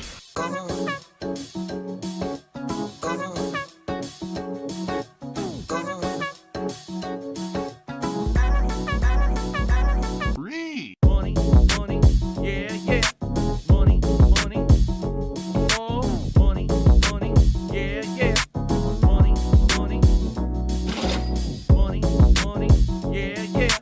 Money, money, oh, money, money, yeah, yeah. These contributions are mandatory. And it's gone, just gone like that.